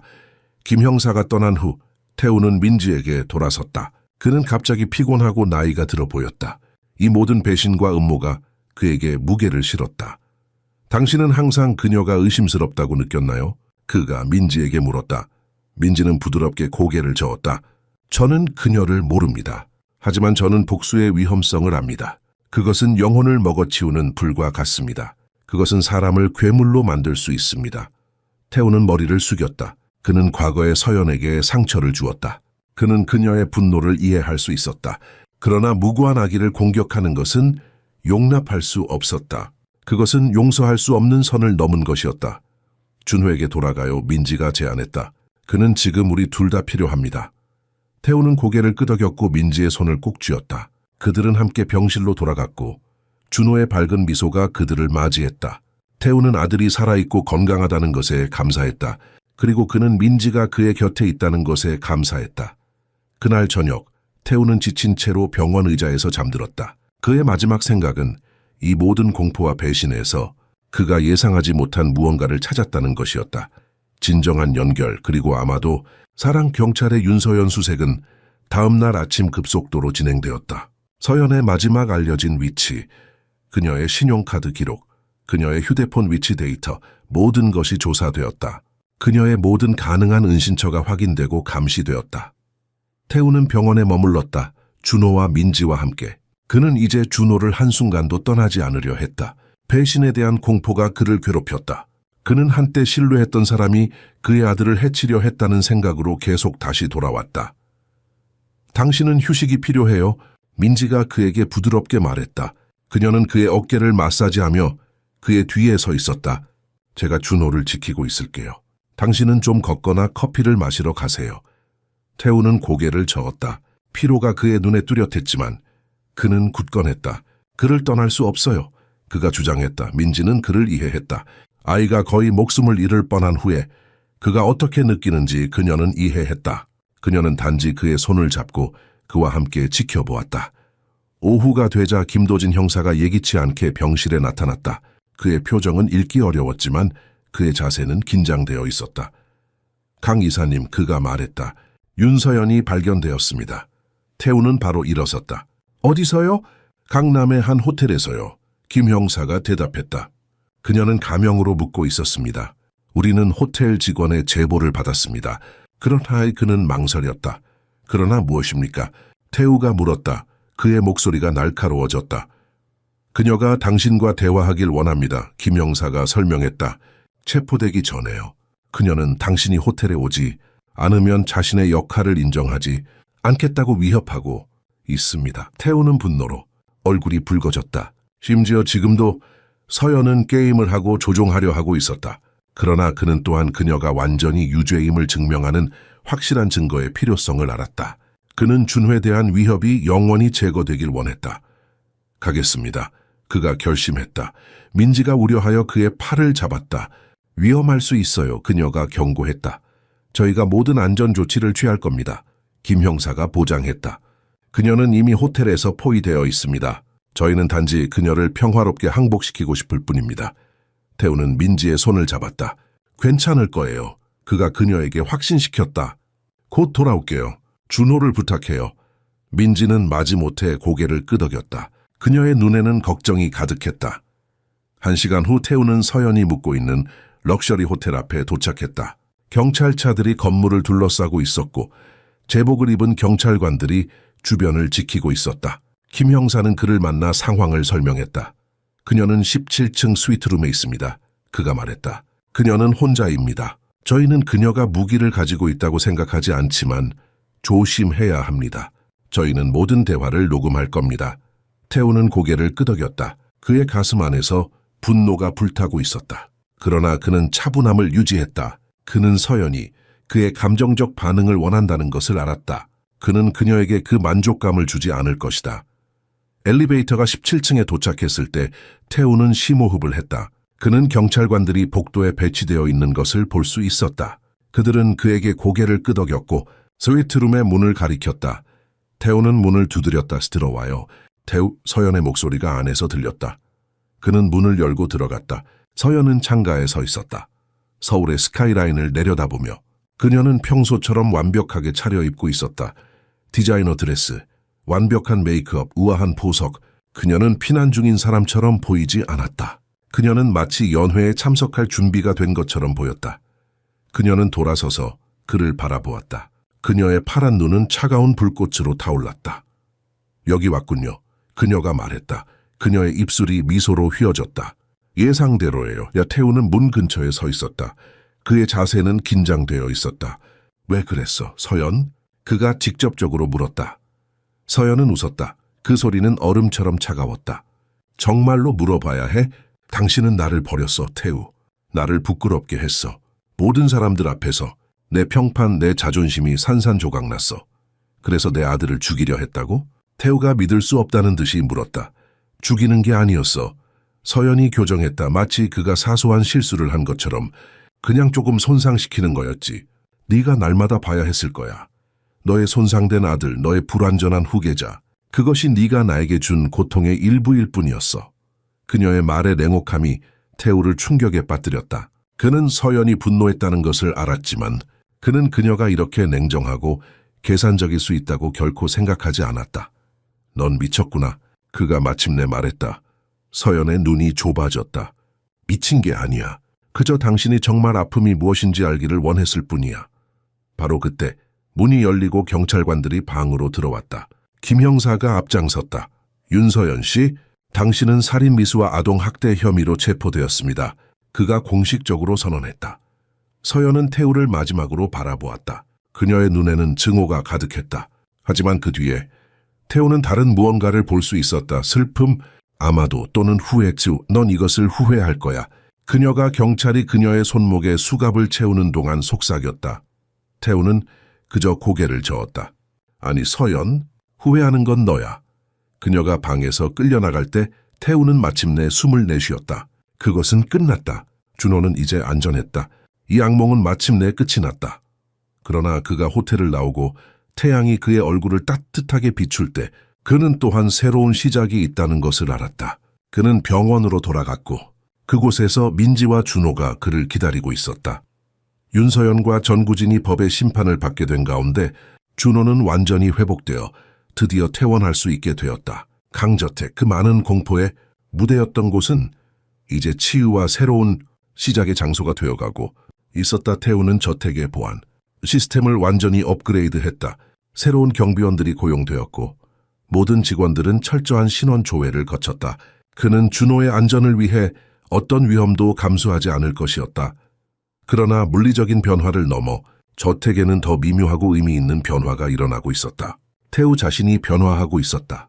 한때 냉정하고 거리감 있던 재벌은 이제 더 부드럽고 더 인간적이고 더 사려 깊은 사람이 되어가고 있었다. 그의 직원들은 그 변화를 알아차렸다. 그는 이제 그들의 이름을 기억했고 그들의 가족에 대해 물었고 진정한 관심을 보였다. 회의에서 그는 더 인내심을 가지고 다른 사람의 의견을 경청했다. 그의 아버지가 매몰차게 여겼을 약점의 징후들이 이제 그의 강점이 되어가고 있었다. 민지는 계속해서 저택에서 일했다. 태우는 그녀에게 정규직 관리인으로서의 승진을 제안했지만 그녀는 정중하게 거절했다. 저는 제가 하는 일을 좋아해요. 그녀가 설명했다. 작은 일에서 기쁨을 찾는 법을 배웠어요. 바닥을 닦는 것도, 세탁을 하는 것도, 정원에서 시간을 보내는 것도 저에게는 명상과 같아요. 그녀의 태도는 태우에게 깊은 인상을 남겼다. 그는 평생 동안 더 많은 부, 더 많은 권력, 더 높은 지위를 추구해왔다. 그러나 민지는 그녀가 이미 가진 것에 만족하는 법을 알았다. 그녀의 평화로운 만족감은 그에게 깊은 인상을 주었다. 준호의 방에 앉아 태우는 그의 아들이 민지와 놀고 있는 것을 지켜보았다. 그녀는 그에게 색종이 접는 법을 가르치고 있었고 아이는 매혹되어 있었다. 그의 작은 손가락이 종이를 조심스럽게 접었다. 그의 얼굴에는 집중이 가득했다. 하! 준호가 기뻐하며 외쳤다. 그의 완성된 종이학을 들어올리며 민지는 웃었다. 그 소리는 태우의 가슴을 따뜻하게 했다. 정말 훌륭해요, 준호. 자, 그녀가 칭찬했다. 이제 그것을 아빠에게 보여드리세요. 준호는 태우를 향해 달려갔고 자랑스럽게 그의 창작물을 내밀었다. 아빠 봐요. 하게요. 태우는 아들을 품에 안았다. 정말 아름다워, 아들. 그가 말했다, 진심으로. 너는 매우 재능이 있구나. 준호가 다시 민지에게 달려갔을 때 태우는 가슴속에서 무언가가 확장되는 것을 느꼈다. 그것은 감사함이었다. 그리고 다른 무언가, 그가 이제 사랑으로 인식한 것. 아들에 대한 사랑뿐만 아니라 이 놀라운 여인에 대한 사랑도. 그날 밤 늦게 준호가 잠든 후 태우와 민지는 정원에서 산책을 했다. 가을밤의 공기는 쌀쌀했지만 하늘은 맑았고 별들로 가득했다. 부드러운 미소가 민지의 입술에 감돌았다. 무슨 생각을 하고 있어요? 그가 물었다. 그냥 얼마나 이상한지 생각하고 있었어요. 그녀가 대답했다. 제가 처음 이 저택에 왔을 때 저는 무서웠어요. 이곳은 너무 크고 너무 호화로웠고 제가 속하지 않는 곳 같았어요. 그리고 지금 그녀는 멈추고 그를 바라보았다. 그녀의 눈은 달빛에 빛났다. 그리고 지금 그가 촉구했다. 그의 마음은 그녀의 대답을 갈망했다. 지금은 집처럼 느껴져요. 그녀가 단순하게 말했다. 태우는 그녀의 손을 잡았다. 그것은 당신 덕분이에요, 민지. 그가 말했다. 당신은 이곳을 단지 집이 아니라 가정으로 만들었어요. 그는 그의 마음에 무게를 주는 질문을 물어볼 순간이라고 느꼈다. 그러나 그가 입을 열기 전에 그의 휴대폰이 울렸다. 그는 짜증스럽게 한숨을 쉬었지만 전화를 확인했다. 그것은 김도진 형사였다. 강 이사님, 그가 말했다. 윤서연이 보석으로 풀려났습니다. 그녀의 변호사가 법적 허점을 찾았습니다. 태우는 얼어붙었다. 무슨 뜻입니까? 그가 물었다. 그의 목소리는 갑자기 긴장되었다. 걱정하지 마세요. 김 형사가 서둘러 말했다. 그녀는 여전히 재판을 받을 것이고 증거는 강력합니다. 그리고 저희는 그녀를 24시간 감시하고 있습니다. 그녀는 당신이나 당신의 아들에게 위협이 되지 않습니다. 태우는 안도의 한숨을 쉬었다. 그는 민지의 우려 가득한 얼굴을 보았다. 모든 것이 괜찮아요. 그가 그녀에게 확신시켰다. 준호는 안전해요. 우리는 안전해요. 그는 김 형사에게 감사를 표하고 전화를 끊었다. 그는 민지에게 상황을 설명했다. 그녀는 정말로 그녀의 행동에 대한 책임을 질 거예요. 민지가 물었다. 약간 회의적으로. 태우는 고개를 끄덕였다. 그럴 거예요. 그가 약속했다. 저는 그녀가 진정한 정의를 맞이하도록 할 겁니다. 그는 민지의 얼굴을 부드럽게 들어올렸다. 그녀의 눈을 바라보았다. 하지만 지금 당장은 그가 말했다. 제가 생각하고 싶은 것은 미래예요. 우리의 미래. 민지의 눈이 놀라움으로 넓어졌다. 우리의 미래라고요? 그녀가 속삭였다. 네, 태우가 확인했다. 당신이 원한다면 말이에요. 민지의 얼굴에 미소가 퍼졌다. 그것은 그가 이제까지 본 가장 아름다운 것이었다. 그녀는 그에게 다가가 그의 손을 잡았다. 원해요. 그녀가 단순하게 대답했다. 그들이 밤하늘 아래 서 있을 때 태우는 이 모든 고통과 배신 속에서 그는 그가 꿈에도 생각지 못했던 무언가를 발견했다는 것을 깨달았다. 진정한 행복은 태우와 민지 사이의 애정은 깊고 진실한 사랑으로 꽃피웠다. 이제 그들의 관계는 더 이상 고용주와 직원의 관계가 아니었다. 그들은 함께 준호를 돌보며 서로의 회사를 즐기고 서로의 세계를 탐험했다. 가을이 깊어지면서 서울의 공원들은 화려한 붉은색과 금색으로 물들었다. 어느 주말 태우는 민지와 준호를 데리고 남산으로 나들이를 갔다. 가을 단풍이 절정에 이른 시간이었다. 그들은 서울의 파노라마 정형을 내려다보며 엔서울타워 근처의 돗자리를 펼쳤다. 준호는 기쁘게 단풍잎을 모으며 뛰어다녔고 태우와 민지는 그를 지켜보며 미소를 지었다. 준호가 이렇게 행복한 모습을 볼 수 있어 다행이에요. 민지가 말했다. 그 끔찍한 일 후에 그가 회복될 수 있을지 걱정했어요. 태우는 고개를 끄덕였다.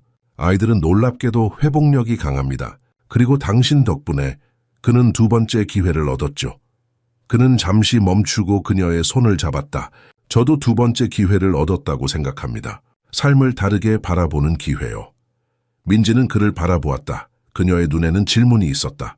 태우는 깊은 숨을 들이쉬었다. 그는 지난 몇 주 동안 이 순간을 위해 계획하고 있었다. 그는 이제 그의 마음을 확실히 알았다. 민지는 그에게 두 번째 기회를 주었고 그는 그것을 낭비하고 싶지 않았다. 우리가 처음 만났을 때 당신은 저에게 단지 직원 중 하나였습니다. 그가 시작했다. 저는 당신의 이름조차 알지 못했어요. 저는 제 세계에 너무 사로잡혀 있었죠. 비즈니스, 돈, 권력. 하지만 그때 모든 것이 무너졌고 제가 정말로 중요하게 여기는 것이 무엇인지 보게 되었습니다. 그는 준호를 바라보았다. 아이는 여전히 행복하게 나무숲을 가지고 놀고 있었다. 당신은 제 아들의 생명을 구했습니다. 그가 계속했다. 그리고 어떤 의미에서는 당신은 저도 구했어요. 당신은 저에게 겸손함, 단순함, 그리고 진정한 연결의 가치를 가르쳐 주었습니다. 민지는 감동한 듯 보였다. 그녀의 눈에 눈물이 고이기 시작했다. 태우는 그의 재킷 주머니에서 작은 상자를 꺼냈다. 그것은 오래된 상자처럼 보였다. 새 것이 아니었다.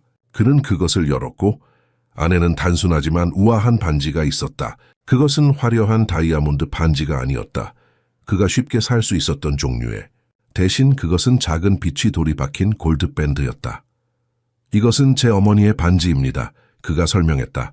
그녀는 돌아가시기 전에 이것을 저에게 주셨어요. 진정한 사랑을 찾은 사람에게 주라고 말씀하시며 저는 이제 그 사람을 찾았습니다. 남산의 단풍나무 아래에서 태우는 한 무릎을 꿇었다. 그는 한국의 가장 부유한 남성 중 하나였지만 그 순간 그는 그저 자신의 마음을 내어주는 한 남자였다. 박민지, 당신은 저와 결혼해 주시겠습니까? 당신은 준호의 어머니가 되어 주시겠습니까? 민지는 숨을 들이쉬었다. 그녀의 눈에서 눈물이 흘러내렸다. 그녀는 잠시 말을 찾지 못했다. 마침내 그녀는 고개를 끄덕였다. 네, 그녀가 속삭였다. 네, 결혼하겠습니다. 태우는 일어서서 그녀를 그의 팔에 안았다. 그는 그녀의 입술에 키스했고 그것은 달콤하고 부드러웠다. 준호가 그들에게 뛰어와 그들의 다리를 붙잡았다. 엄마, 그가 민지를 올려다보며 물었다. 민지는 무릎을 꿇고 아이의 높이에 맞추었다. 네, 준호야. 그녀가 말했다. 그녀의 목소리는 감정으로 떨렸다. 괜찮다면 나는 당신의 엄마가 될 거예요. 준호는 기쁨으로 웃으며 그녀의 목에 팔을 둘렀다. 태우는 그들을 바라보며 자신의 가슴이 사랑으로 가득 차는 것을 느꼈다. 그는 이 순간이 얼마나 완벽한지 알았다. 하지만 그는 또한 앞에 놓인 도전들을 알고 있었다. 그의 세계와 민지의 세계는 여전히 매우 달랐다. 그들의 결혼 소식은 확실히 미디어의 주목을 받을 것이고 그의 사회적 서클에서 충격을 일으킬 것이었다. 태우의 아버지, 강 인더스트리의 전 회장인 강석주는 아직 민지를 만나지 않았다. 그는 어떻게 반응할까? 그러나 이 모든 생각들이 태우의 마음에서 사라졌다. 그가 그의 새로운 가족을 바라볼 때 그는 그들을 지키고 보호할 것이다. 그는 다시는 사회적 기대나 타인의 의견이 그의 행복을 방해하도록 허락하지 않을 것이다. 엔서울타워 아래에서 가을 바람이 부드럽게 그들 주위로 단풍잎을 날려 보냈다. 그것은 마치 자연 자체가 그들의 결합을 축하하는 것 같았다. 태우는 민지의 손에 반지를 끼웠고 그들의 새로운 삶이 시작되었다. 태우와 민지의 결혼은 한국 사회에 작은 파문을 일으켰다. 와, 이 헤드라인은 재벌 총수 강태우 가사도우미와 결혼이라고 선포했다. 일부 비평가들은 이 결합을 비난했고 다른 이들은 그것을 로맨틱한 동화로 칭했다. 태우는 미디어의 관심에 신경 쓰지 않았다. 그는 평생 동안 카메라 앞에서 살았고 대중의 판단을 견뎌왔다. 그러나 민지에게는 모든 것이 새로웠다. 그녀는 갑작스러운 주목으로 때때로 압도되었다. 이게 항상 이런가요? 그녀는 어느 날 아침 태우에게 물었다. 그들이 저택 앞에 진을 친 파파라치 무리를 보고 있을 때 태우는 그녀의 손을 쥐었다. 그들은 결국 다른 스캔들을 찾을 겁니다. 그가 그녀를 안심시켰다. 그때까지 우리는 그냥 우리의 삶을 살아야 합니다. 결혼식은 가족과 가까운 친구들만이 참석하는 소박한 행사로 계획되었다. 민지는 화려한 행사를 원하지 않았고 태우는 그녀의 소망을 존중했다. 그것은 그들 관계의 패턴이 되어가고 있었다. 서로의 필요와 욕망을 경청하고 존중하는 것. 예상대로 태우의 아버지 강석주는 처음에 그의 아들의 선택에 충격을 받았다. 그는 태우가 다른 재벌 가문의 딸과 결혼하기를 항상 희망했었다. 그러나 민지를 만난 후 그는 그녀의 지혜와 성실함에 감명을 받았다. 아들아, 내가 틀렸구나. 그는 어느 날 저녁 태우에게 고백했다. 그녀는 특별한 여인이야. 너는 현명한 선택을 했어. 태우에게는 그 말이 아버지로부터 받은 가장 큰 칭찬이었다. 결혼식 준비가 진행되는 동안 민지는 태우에게 놀라운 소식을 전했다. 그들은 저택의 정원에 있었다. 그곳에서 민지는 이제 한약재와 치유식물을 기르는 작은 구역을 가지고 있었다. 그녀는 그를 벚꽃나무 아래로 데려갔다. 그것은 막 첫 꽃본고리를 피우기 시작했다. 나는 당신에게 말할 것이 있어요. 그녀가 말했다. 그녀의 눈은 기쁨으로 빛났다. 태우는 그녀를 바라보았다. 그의 마음은 그녀의 표정에서 무언가를 감지했다. 나는 임신했어요. 그녀가 속삭였다. 그 말은 태우의 세계를 멈추게 했다. 그는 그녀를 바라보았다. 너무 놀라서 말을 할 수 없었다. 그리고 나서 그의 얼굴에 천천히 미소가 퍼졌다. 그것은 순수한 기쁨의 표현이었다. 아기? 그가 마침내 말했다. 안트세 투우프수수 마케나라이가마. 우리가 아기를 가질 거라고? 민지는 웃으며 고개를 끄덕였다. 이수투 마악투. 네, 한 달째예요. 의사가 방금 확인해 주었어요. 태우는 그녀를 들어 올려 돌렸다. 웃음이 정원에 울려 퍼졌다. 그들이 멈추었을 때 그는 진지하게 그녀를 바라보았다. 당신은 나를 가장 행복한 남자로 만들었어요. 그가 말했다. 준호는 형이 될 거예요. 그는 기뻐할 거예요. 그리고 그는 기뻐했다. 그들이 그날 밤 그에게 소식을 전했을 때 준호는 기쁨에 펄쩍 뛰었다. 그는 즉시 그의 새 동생을 위한 계획을 세우기 시작했다. 그가 가르칠 것들, 그들이 함께 놀 것들. 다음 몇 주 동안 민지의 임신은 아름답게 진행되었다. 그녀는 약간의 아침 구역질을 경험했지만 전반적으로 그녀는 빛나고 건강했다. 태우는 그녀가 필요한 모든 것을 가지고 있는지 확인하기 위해 최선을 다했다. 그들은 아기 방을 준비하기 시작했다. 태우는 최고급 가구와 가장 안전한 요람을 사고 싶어 했지만 민지는 더 단순한 것을 선호했다. 아기는 화려한 것들이 필요하지 않아요. 그녀가 미소 지으며 말했다. 사랑과 안전함이 필요할 뿐이죠. 그들은 타협점을 찾았다. 고급 안전. 요람과 민지의 할머니가 가르쳐준 전통적인 방식으로 그녀가 손으로 만든 다묘. 그들의 결혼식은 봄에 열렸다. 그때 민지는 4개월이었다. 그녀는 현대적인 웨딩드레스 대신 화려한 색상의 전통 한복을 선택했다. 그녀의 배가 약간 볼록했지만 그것은 그녀를 더욱 아름답게 만들 뿐이었다. 태우 역시 전통 한복을 입었다. 의식은 한강이 내려다 보이는 고급 한식 레스토랑에서 열렸다. 벚꽃이 바람에 날렸고 그것은 마치 분홍색 눈이 내리는 것 같았다. 민지의 가족, 그녀의 어머니와 2명의 동생들. 이씨은 처음에는 부자 재벌 사이에서 불안해 보였다. 그러나 태우와 그의 가족은 그들이 환영받는다고 느끼게 하기 위해 모든 노력을 다했다. 의식 후 태우의 아버지 강석주는 신랑 신부에게 특별한 선물을 주었다. 서울 강남의 고급 아파트였다. 내 손자가 태어날 새 집이다. 그가 발표했다. 나는 근처에 살고 싶구나. 자주 방문할 수 있도록. 민지는 그 선물에 감동했다. 그것은 단지 그 자체가 아니라 그것이 나타내는 수용 때문이었다. 강석주는 그녀를 그의 가족으로 완전히 받아들였다. 결혼식 후 태우와 민지는 제주도로 짧은 신혼여행을 떠났다. 그들은 화산 풍경을 탐험하고 해변에서 산책하고 미래에 대한 계획을 세우며 평화로운 시간을 보냈다. 그들의 삶은 완벽해 보였다.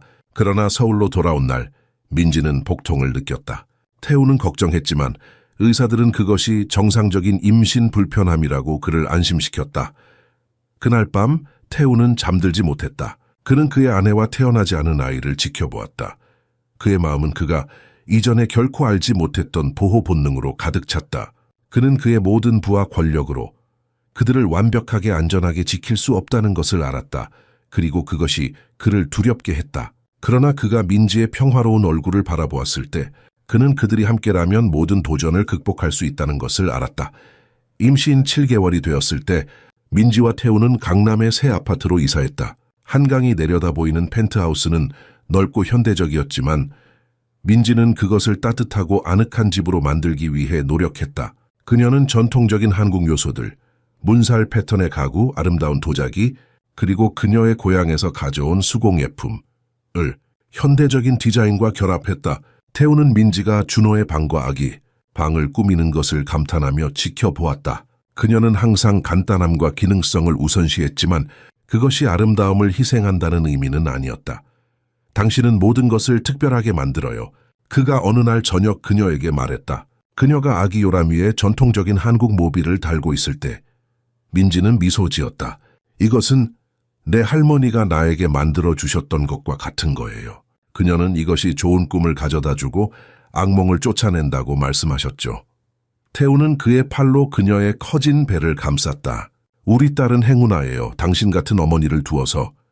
그들은 몇 주 전에 아기의 성별이 여자아이라는 것을 알게 되었다.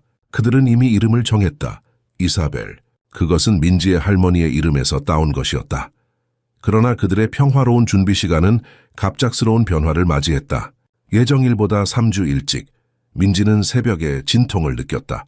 태우는 즉시 깨어나 그녀를 병원으로 데려갔다. 삼성의료원의 분만실에서 민지는 8시간 동안의 진통을 견뎌냈다.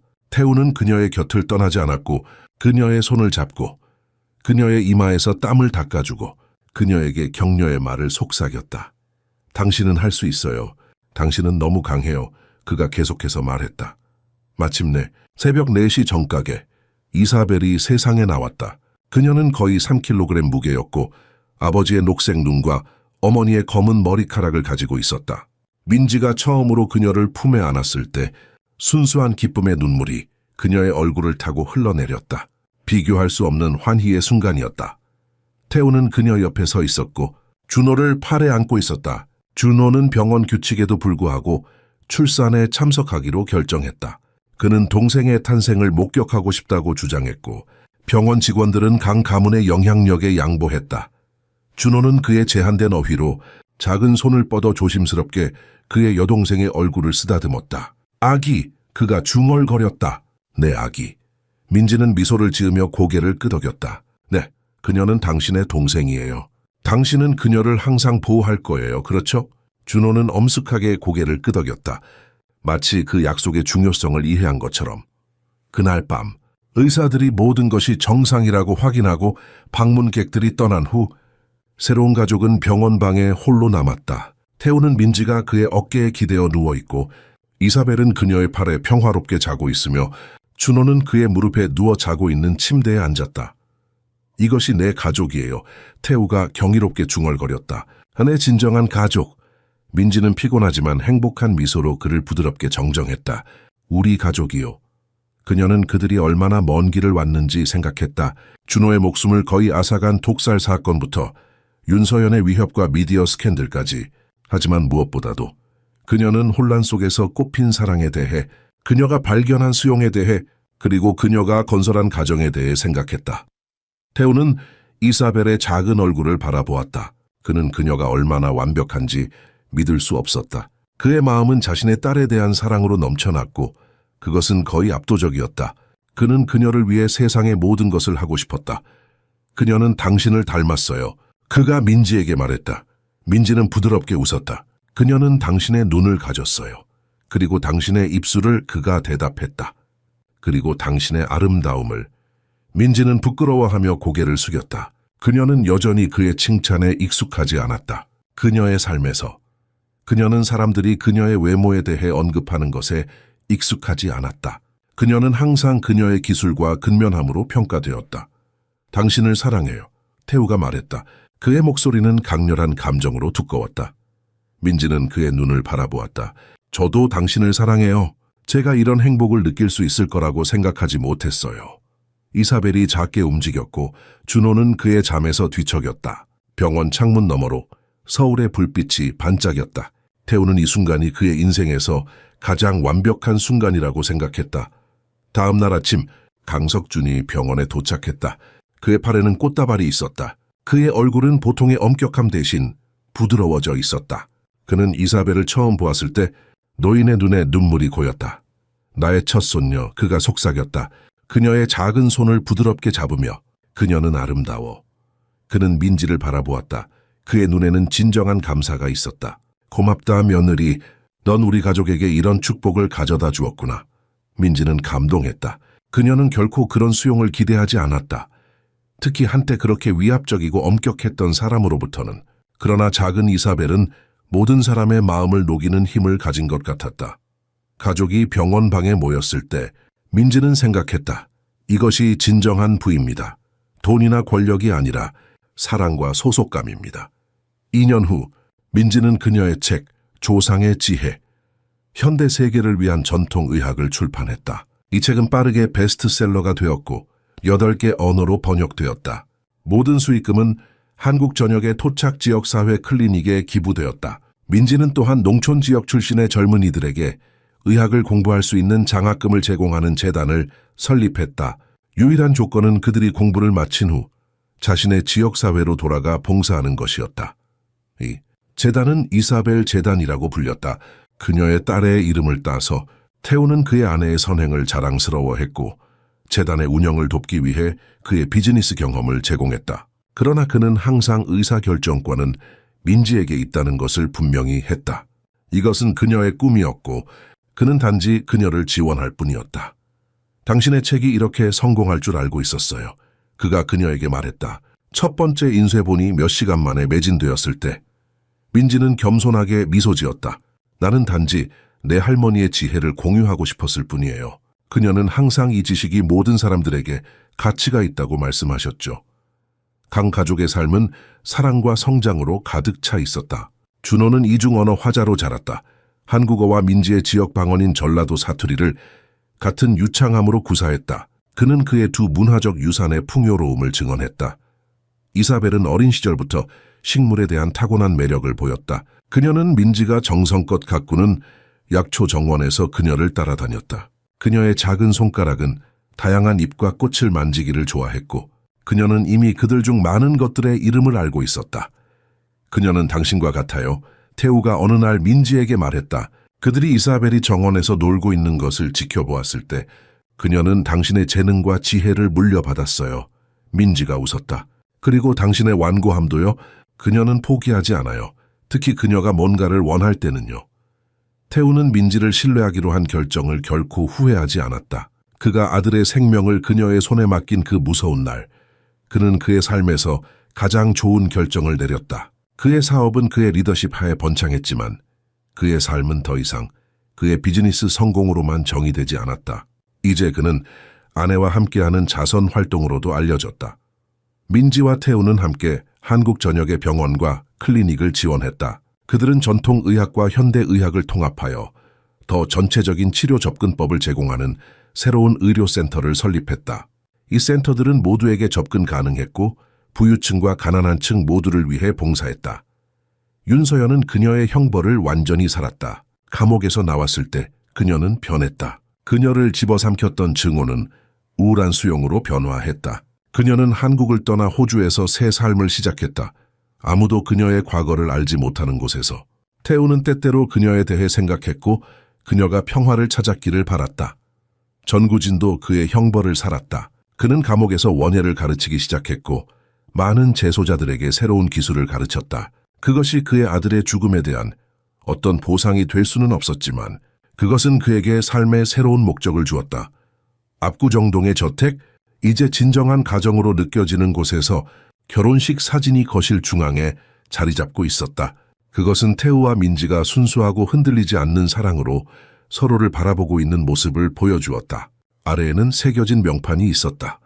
사랑은 경계, 사회적 계층 또는 장애물을 알지 못합니다. 그것은 단지 함께하기로 선택한 두 마음만을 알 뿐입니다. 태우가 이사벨을 그의 어깨에 앉혀 집 주변을 걸을 때 그는 종종 멈춰서 그 사진을 바라보곤 했다. 그는 그의 딸에게 그들의 이야기를 들려주었다.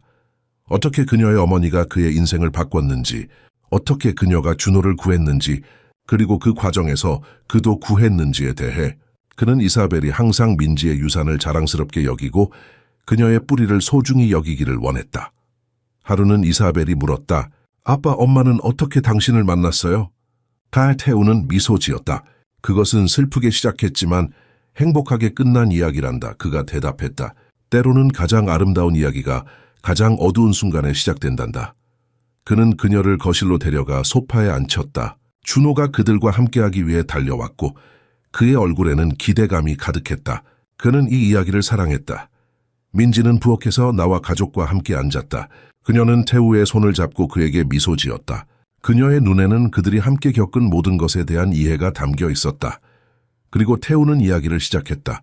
어떻게 한 부자 남자의 아기에게 독이 든 이야기, 그리고 그것이 모든 관련된 사람들을 치유한 사랑으로 이어진 이야기를. 왜냐하면 때때로 가장 아름다운 이야기는 가장 어두운 순간에 시작되고 당신이 가장 적게 예상하는 사람이 당신이 집으로 가는 길을 찾는 데 필요한 정확히 그 사람이기 때문이다.